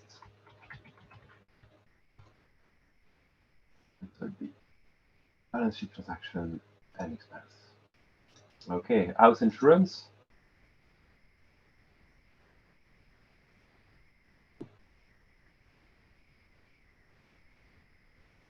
Yeah. Admin fees.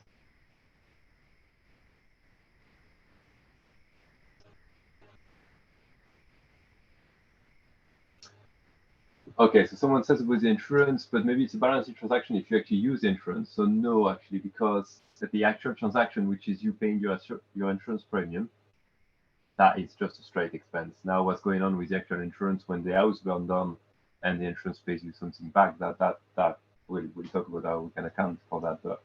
But the actual payment of insurance, you know, the yearly payment of insurance premium, that's just an expense.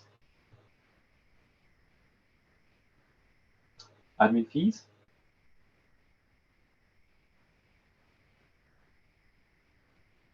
Yep. Oops. Yep. And tax. Yeah, expense.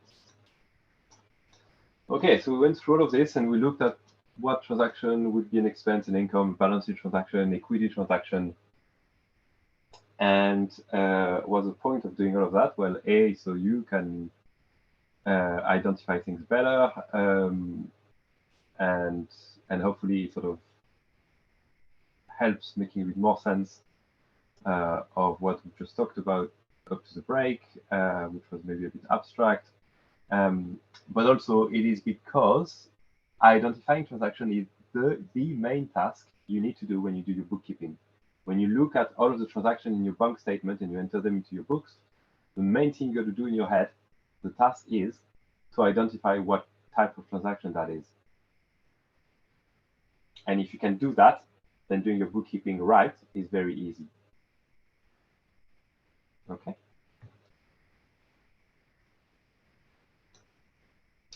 Okay, so that is when we're supposed to have a break, and as you can see, I am late. But being late is something I'm exceptionally good at. So if you want any advice on that, I'm happy to give you some. But in that case, it's not very convenient. Okay, so we will talk a little bit more in detail about bookkeeping for the rest of the workshop. So now we've sort of been through the kind of more conceptual side of thing about accounting and accounting concept, and now we'll kind of focus more on bookkeeping. Okay, any burning question from what we just looked at before I move on to bookkeeping?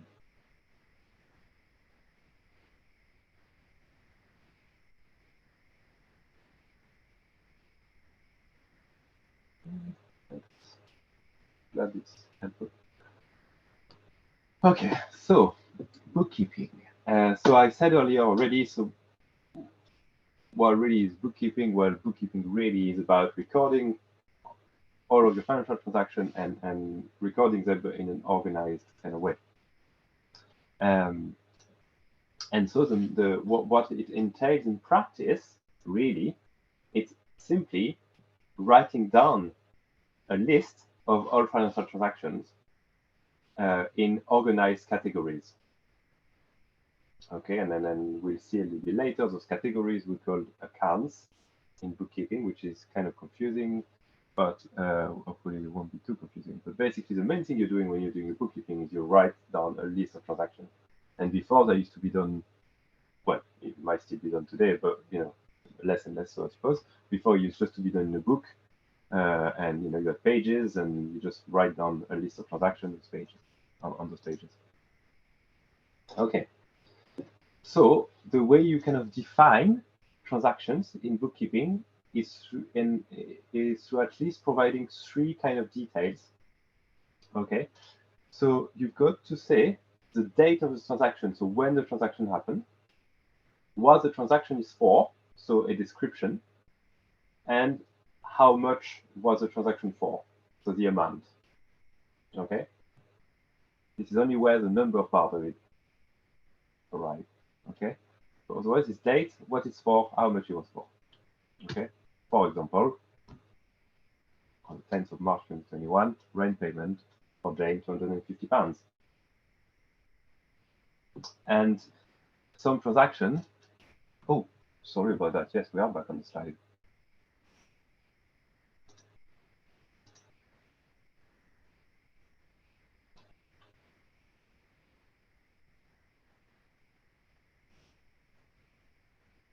Okay, yeah, thanks very much.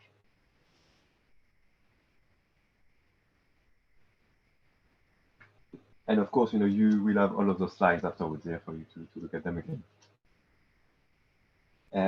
Okay, so yeah, so for example, rent payment. So this is kind of the three basic information you have to provide in bookkeeping for it to make sense. Now, in some cases, you might want to attach other information like a number. Say if you want to enter an invoice, invoices might have a reference number, so you can add that as well in a separate column. You can also, yeah, add a check number or whatever it is. Okay. And then, so as I said, in bookkeeping, so transactions are placed in what we call accounts. So that's one of those confusing terms because we use normally in day-to-day life, we use the word account to mean something like a bank account or accounts as like annual accounts. And in the bookkeeping context, accounts just means a category. Okay. So an account is a group of similar transactions bundled together. It is, yeah, we use accounts to categorize transactions. So for example, all of the transactions to do with maintenance, so all of the bills from contractors and stuff like that, you just bundle them together in one category, which we call an account. Okay, so you will have in your bookkeeping system, you will have a category called, or an account called maintenance. And when you open that account, then you will see the list of all of the transactions that have to do with maintenance. And I will show you that in a second, how that looks in Gnucash. But just before I do that, we are going to talk about what are the different kind of accounts, okay, or type of accounts. And there's 5 main types of accounts. And hopefully that will make sense with what we just done before. The 5 types of accounts are either assets, liabilities, equity, income, and expenses. Okay, and that means that any transaction will in the end fall within any of those categories. Okay, which hopefully makes sense because that's the category we just looked at. And so within those categories or within those types, then that's when you create your kind of subcategories or your actual accounts when you will be where you will be listing transactions. So for example, your current bank account or your saving accounts, if you do handle cash, then you might also keep record of all of the cash transactions that you handle through an account which we call petty cash or cash in hand. You will have a rent account, you have a repairs account, you have you might have office costs or shares, loans, etc. Okay, and so all of those accounts will either belong to equity, liabilities, assets, income, or expense. Okay, so I'll just show you that quickly now using Gnucash.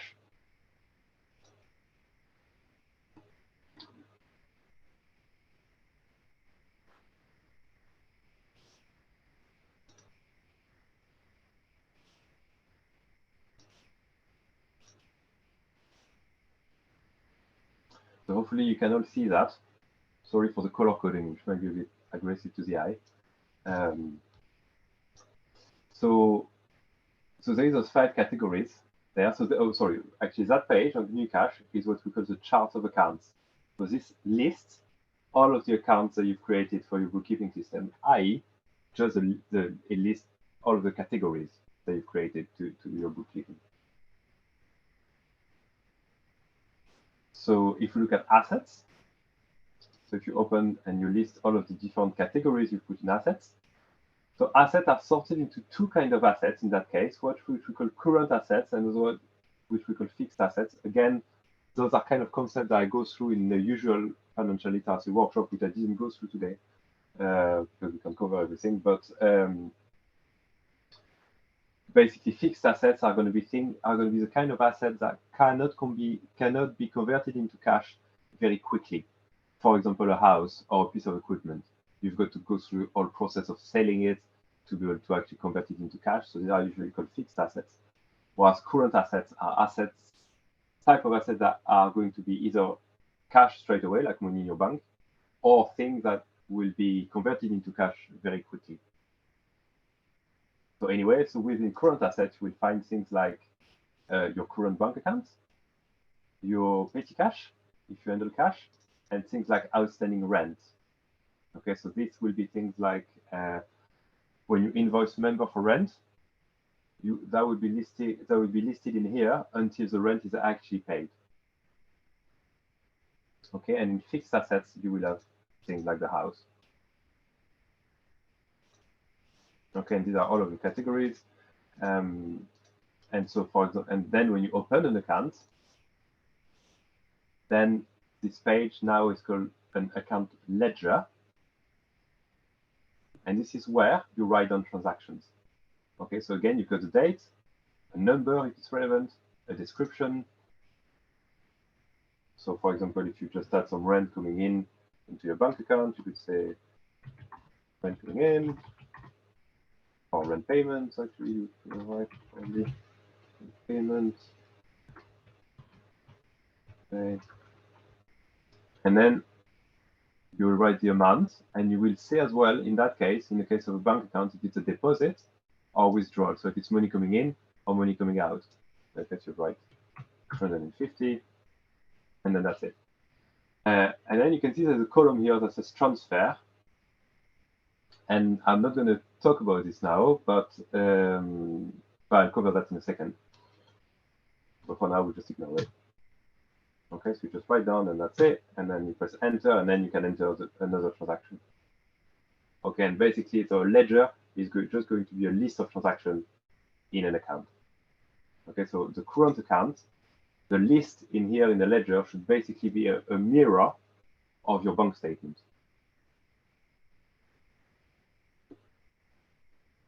Does that make sense?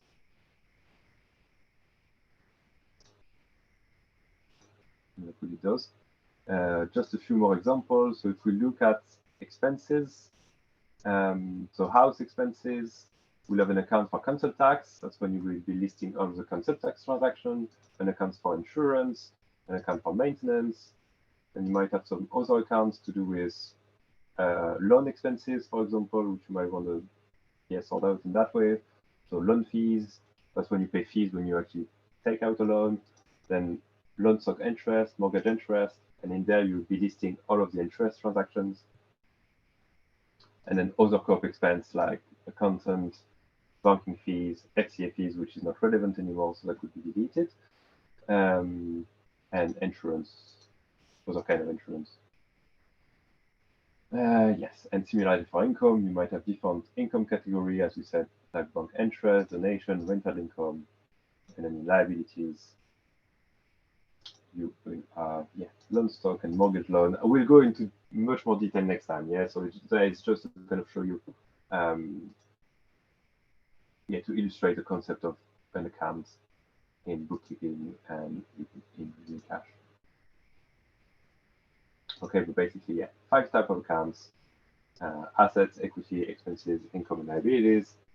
In which case, in which you create your accounts in which you will list transactions.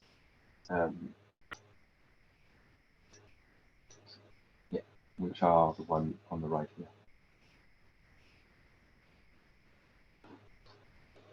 Okay. So in bookkeeping, there is one key principle which is that in accounting, there is no creation or destruction of worth. Now, what does that mean?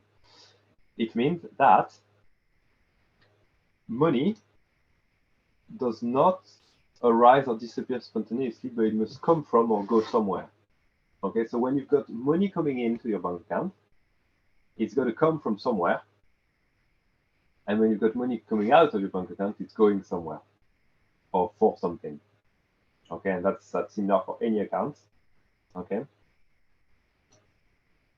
And so what that means is that all transactions are always recorded twice, or are recorded in fact in two different accounts to indicate where the money came from or goes.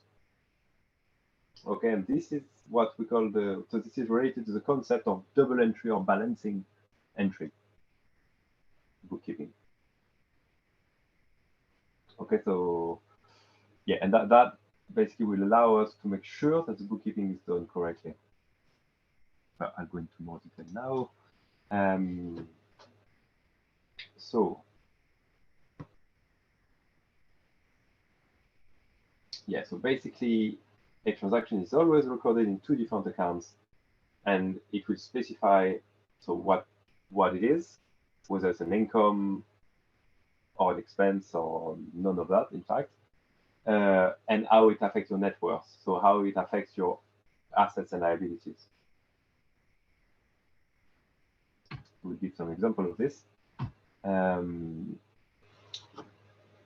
So, well, actually, we'll give a concrete example just after, but just to illustrate. So, the way you do double entry is that normally an income will appear in an income account, for example, rent.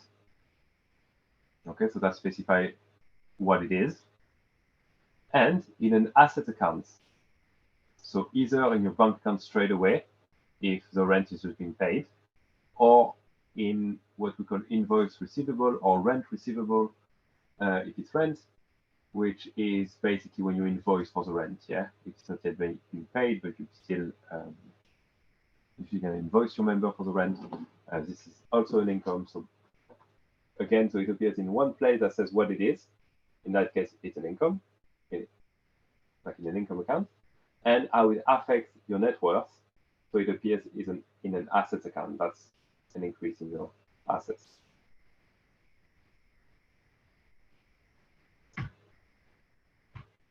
And then an expense will do more or less the opposite. So it will appear in an expense account, for example, house maintenance,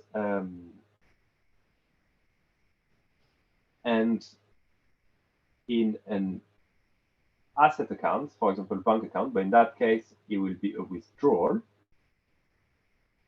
And in the case of both for the income, it was a deposit. Okay.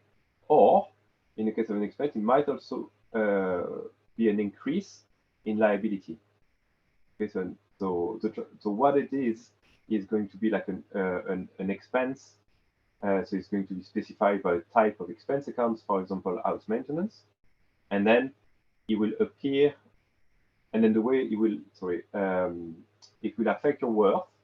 It means that it will either appear as a decrease in assets, for example, withdrawal in your bank account, or an increase in liability. And a balance sheet transaction will not be recorded as an income or an expense because it's neither of the two by definition, but it will only appear in assets and liability accounts. Okay, but still it will still appear twice. So either in one asset account and in one liability account, or in two asset accounts, one which will be increasing the assets, the other one decreasing another type of assets. Like we said, for example, about like buying or selling the stove, or buying the house or whatever it is. Or it might appear into two liabilities accounts if, for example, you convert a bill that you owe to a contractor into a loan, for example. Rare case, but can happen. So double entry can be quite tricky to grasp. and quite confusing. And we always try to find ways to make it less confusing. And I'm not sure this is one way, but hopefully it makes sense. But if you do have any question, let me know, or I can try to illustrate with an example now, if you prefer.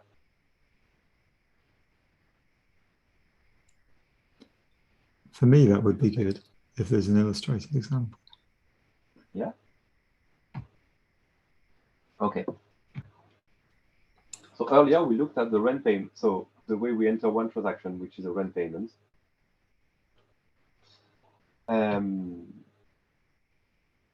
So if you just think as a straightforward rent payment, so we don't invoice for rent in that case. We just kind of charge members straight away by, say, direct debit or something.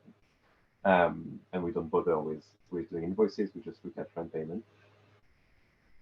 So that rent payment will appear in two places in your books. So can people try to guess? And it's okay if you can't. Yeah, I'm just trying to make things a bit more participative. You want to write down in the chat where you think the rent payment would appear, in what kind of categories or accounts do you think that is going to appear?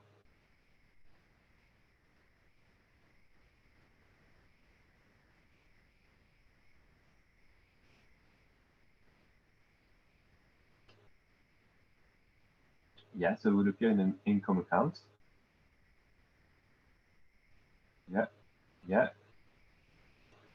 Yeah, absolutely. So it will appear in an income account, and probably in a category or in an account that we will call member rent or rent, whatever, which will be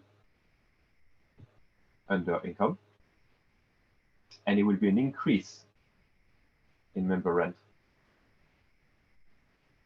And it will also appear in an asset account in the bank account, because the money is being paid into the bank account, as an increase or deposit in that case, for an increase in assets, an increase in the bank balance. So again, you record what it is. It's an income. It's bundled into the rent, into the member's rent account, and it's the money just landed into the bank account, so it's also increasing the amount in the bank. So it appears in the bank. Does that make sense?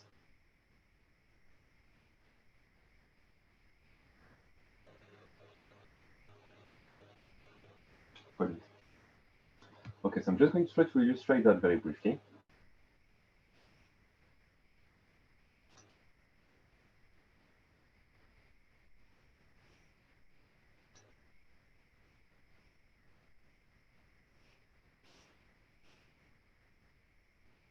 So earlier into the current account, I've entered a fake transaction, but so rent payment, Jane, £350. And so that transfer column, this is where you choose in what other account the transaction is supposed to appear. Okay, so in there, I've decided to start writing the transaction in the current account. So in the assets bank account, basically, yeah. And so I select the transfer column, and I'm going to go and look for what is a category that says rental income in income. I'm going to look for the income categories, and within income, I'm going to look for rental income. I press enter, and then the transaction will also appear in that account. So it's there in my bank account. And if I go back, if I look at income and rental income, it will also appear there. Exactly the same transaction. Okay, and so for every transaction, so you'll have to do that, and every transaction therefore appears in two places always. All right, back to the presentation. Hopefully that makes sense.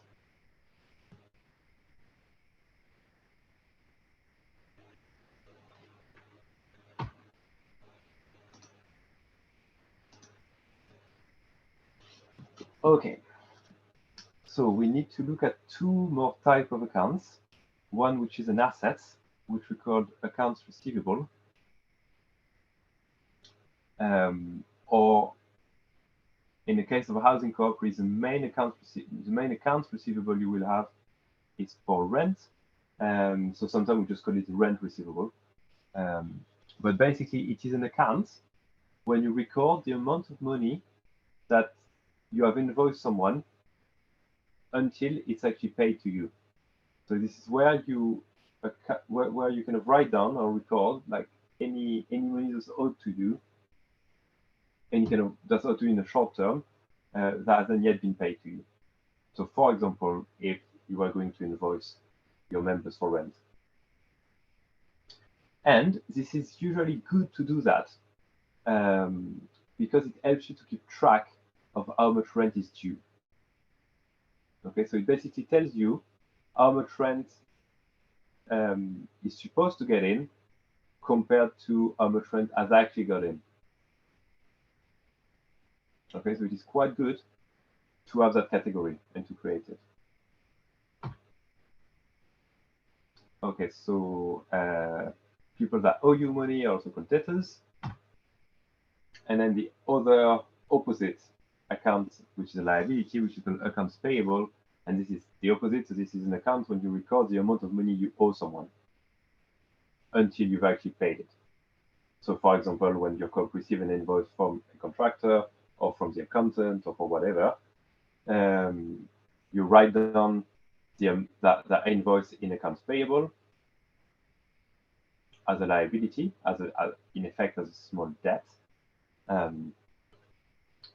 So that increases your liability by the amount that's written in the invoice. And when you actually pay the invoice, then it reduces the liability to zero because you don't owe it anymore, you've paid it. Okay, so but again, that is useful because you have to keep track of how much money you need to pay people in the short term. Okay, so if I just and people you owe money to are called creditors. So again, I'm just going to try to illustrate this with a small example. Again, looking at the rent that's due. So if we're going to use this account like payable and receivable business, so if we're going to use in that case the income like receivable for rent. So when you actually invoice a member for rent, what do you think? Where do you think you record that transaction, the invoice?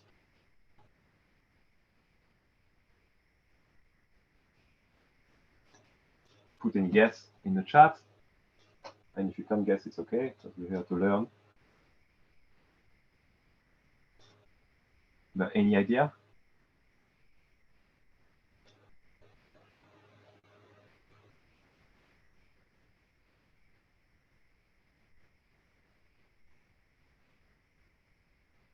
Yes, so actually there's two responses. The combination of the two are the right is one of the right answer. So it is in an asset account called accounts receivable. Although in that case it probably didn't put in that order, but that's fine. So it's an asset account rent receivable. But this is also at this point that you record the income.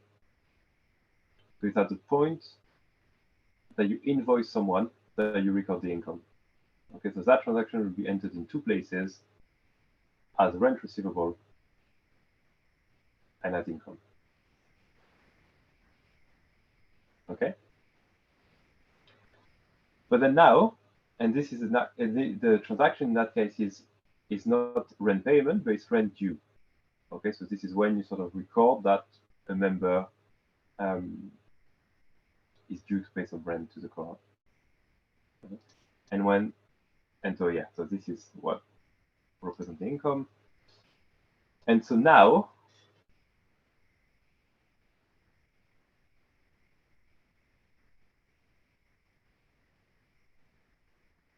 I'll talk about that in a second. There's a question in the chat, but just so we stay on that for a minute. So this was a transaction that we've sort of wrote down to say when the rent was due, but when the rent is actually being paid, then what do you think happened? where do you think you actually write the rent payment transaction?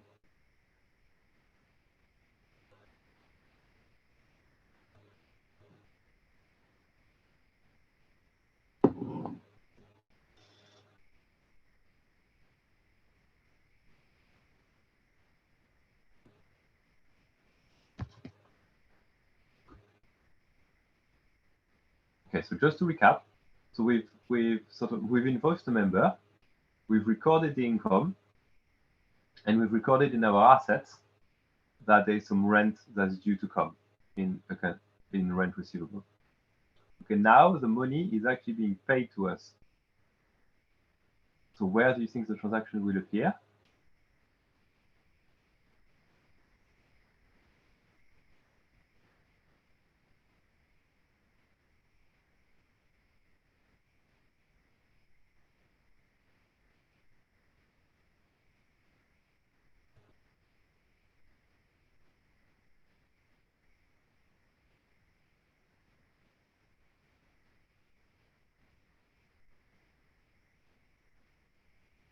Okay, so some ideas were written into the chat. Some people said income and assets. Cash flow, current assets, income accounts, cash in the bank. Okay, yes, and that's it. Okay, so there's lots of different answers. So they will appear in two places. They will appear again in the rent receivable account, but this time as a decrease, because the rent is not receivable anymore because it's been received. Okay, so we decrease how much rent receivable there is, and instead it will also appear into your bank account because the money has actually landed into your bank account. Okay, however, it's not appearing again as an income because the income was already there when you've invoiced the members. Okay, so you're not double counting the income. You don't write it as an income again.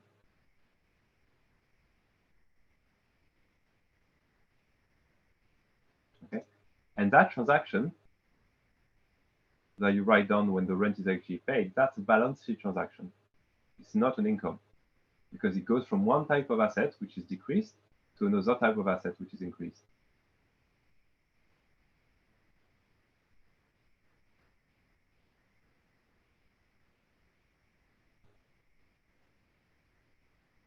So that bit is a little complicated.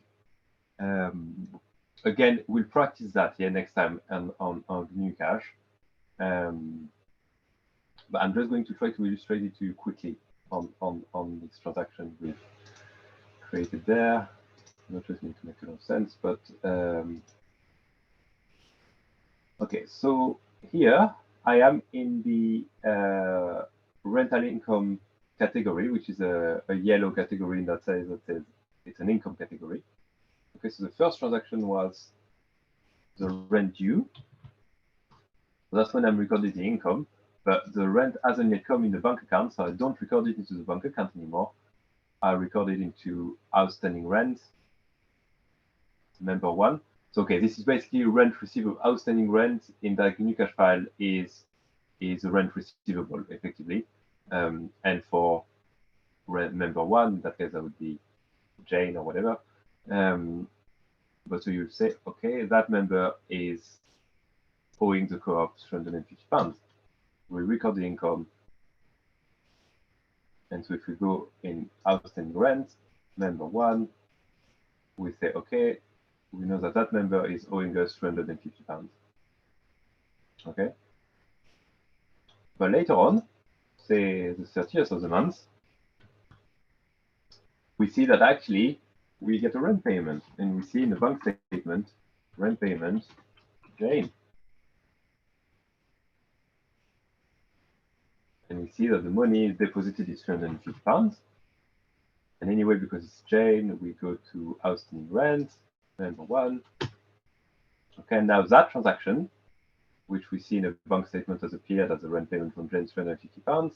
If we then go back to the member one account, then we add the rent due, 350, and then rent payment, 350. So now the total that's outstanding is 0. Okay, sorry, it's going to be quick there, but it's just for a quick illustration, and we'll see much more of that next time. But hopefully that makes a little bit of sense. But do shout with your microphone, it doesn't. And if you want me to go through that again. I think I'd like you to go through it again. Okay. Sorry, I think I got a bit lost on this. Is there anything in particular, or just through the account receivable, like through basically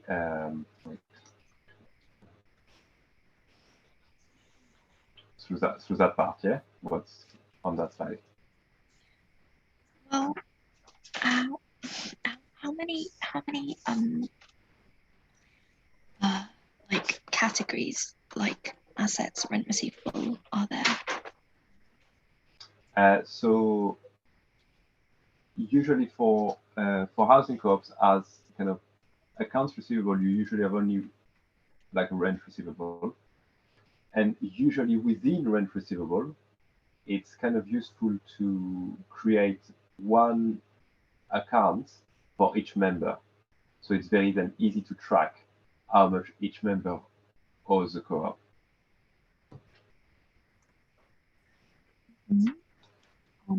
So does that mean? Sorry, I like downloaded Gnucash today. I'm still not. Can we look at the interface again? And can you point out what parts are what? Sure.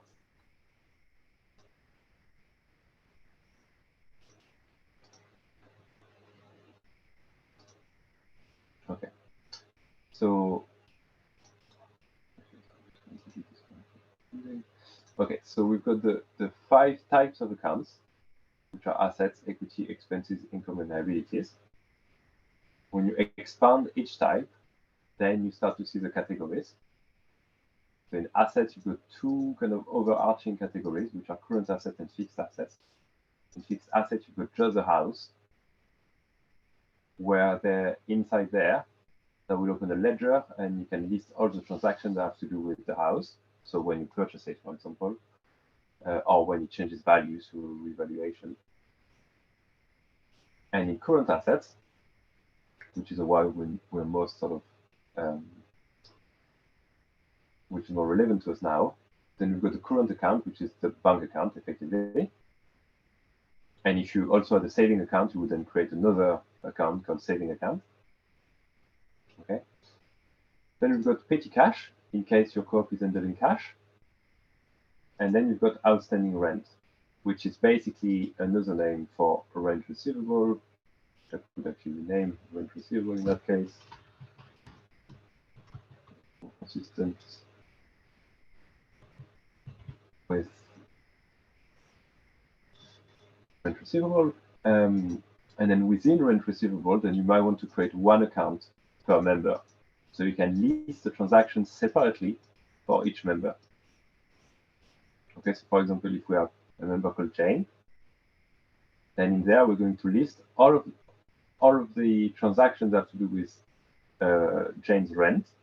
So A, when the co-op is charging the rent, and B, when Jane is paying the rent. Okay. Does that make sense to you? Sorry, where is the thing where Jane is charged the rent? That's like the invoice, right? Yeah, so this is within rent receivable. So if you when you open this account that says Jane's rent Jane, then you can enter a transaction when the co-op is charging the rent. So for example, rent due, Jane, you enter the amount, how much is being charged, and you link that transaction to an income account. Okay, because it is at a point when the co-op charges rent that is considered as an income. Does that make sense? Yeah, I think that makes sense. Are there different accounts then? There are different accounts. This is an asset account, and then the rental income account is within the income category, rental income. Okay, cool. And does any Gnucash like always open with like these 5 accounts? Sorry, I don't know if you can hear me. I can hear you. Okay, but will these 5 accounts, so assets, equity, expenses, income, and liabilities, do they always show up like this? Not with the colors, but yes, they always show up. This is the basis of, the top categories are always those 5 categories. But the thing is, we are going to practice, we're going to look at the practicalities of Gnucash next session, yeah? Yeah, that sounds great, thanks. So is it true to say that most co-ops don't actually issue an invoice? And so it's just when the payment is due, the rent payment is due rather than a date on an invoice? So it's true to say that most co-ops don't actually issue an invoice, but it is a good bookkeeping practice to still record, for example, on the first of the month, and you can sort of automate those transactions, yeah? But say on the first of the month to record that the rent is due for each member. So you don't actually issue the invoice, but in your books, you still record that the rent is due. So it is a good practice to record both when the rent is due and when the rent is paid. Would it be, except, yeah. I was going to ask, would it be, that would depend on when the member originally joined, when they pay, or would you kind of think that most rents would be due at the same date each month? Yeah, you would normally, just for a bookkeeping like simplicity and even for all simplicity's sake, you would not even necessarily refer to the tenancy agreement. You would just, for example, in the first of the month or whatever, just generate automatically the transaction that says rent is due for every member. Not necessarily the same amount, so for every member, but because different members might pay different amounts. But yeah. There's a couple of questions in the chat as well. Yes. Cool, thanks. The tenancy agreement is like an invoice. Oh, no, actually, sorry, I missed one.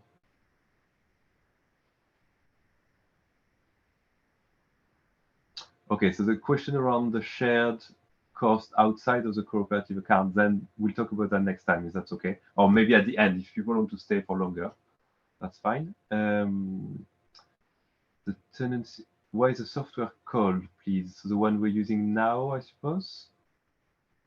Which, and that is called Gnucash. So I'm just going to write it in the chat.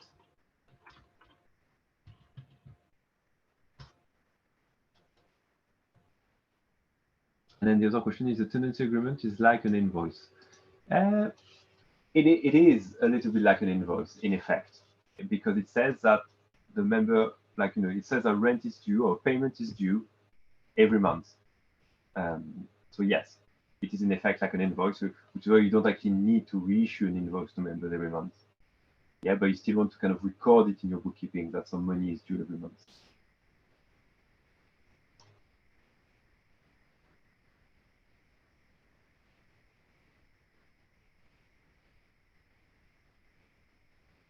Yeah, and then another question is that people, I know that maybe was an answer actually.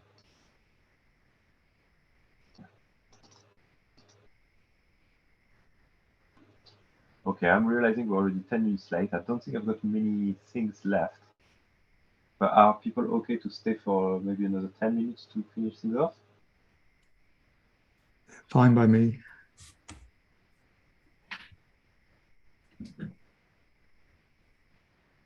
Okay, great. Continue. Okay. Okay, so the other accounting principle which we've already touched on is that revenue or income is recognized when it's invoiced, regardless of when the payment is actually received. Okay, so that's when we said about rent. You actually recognize the income when the rent is due and not when the rent is paid. Okay, and similarly for an expense, you actually recognize the expense or you write down the expense when you receive the bill. So for example, when you get the bill from the contractors or when you receive the council tax bill or whatever, that is when you record the expense, not when you actually make the payment for the bill.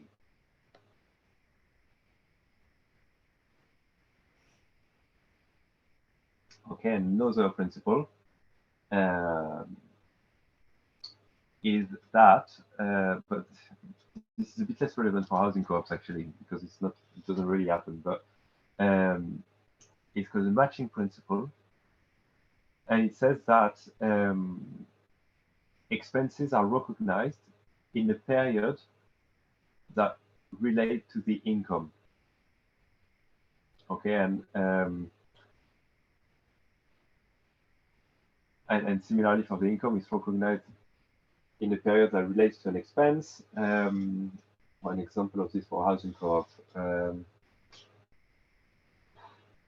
For housing co-op, but no example really comes to my mind.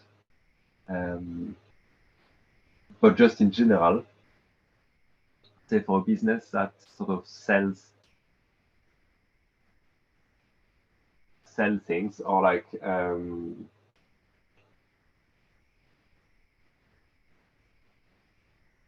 yeah, say if you contract someone to do some work and you earn some money for that work, you will account for both the contracted, like the expense that you have from contracting someone and the income you receive from selling the service in the same year. But again, this is sort of, I mean, this is there because we usually talk about it in bookkeeping, but it is mainly relevant for housing co-ops, as far as I can tell. It's just probably just something to keep in mind. And I will try to think of an example if there is one for next time. Okay, and the next time we will review all the bookkeeping tasks. So all of the tasks are involved in doing the bookkeeping, and we'll do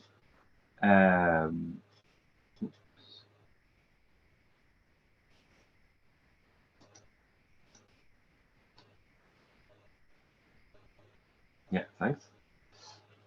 And then we will basically do some practice of bookkeeping using Gnucash. So in that we will be entering the key transaction relevant for housing co-ops. We'll look at how to import transactions from internet banking or other forms. And we'll look at how to generate basic reports. And I think that's it. Yes. Great. That's great. Thanks, Gauthier. I was going to ask, would it be helpful if people downloaded Gnucash before Friday? And if so, where should they get it from? Or how do they get it? Sure. It will be helpful. And I will also send a template, a housing co-op template. So depending on which operating system people are using, so if people are using either Mac or Windows, then they can download it here. If people are using Linux, then I would recommend that they just use their software manager to install it. Or, in fact,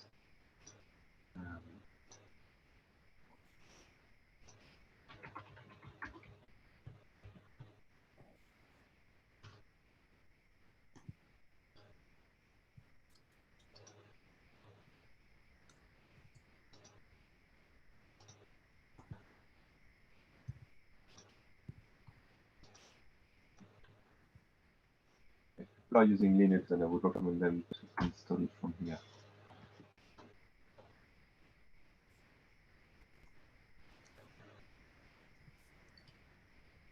Okay, anyone got any question, anything they want to discuss, or any feedback, or was it very tedious and tiring? Jacinta is saying a template for housing courts would be really handy. Yes, I will share that. It was really, really useful. Thank you. Quite a lot to take in.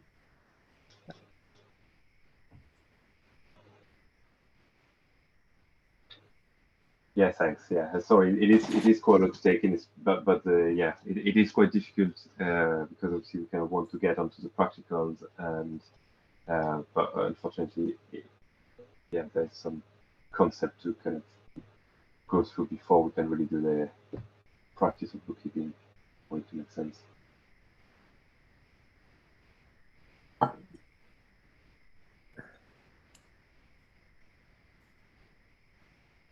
Yes, and absolutely. I mean, it is a combination of the two that hopefully will make things clearer.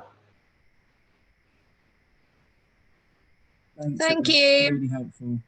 Yeah, and letting it all sit in the brain. Might take a little bit of time, but yeah, really great. Thank you, Gauthier. Okay.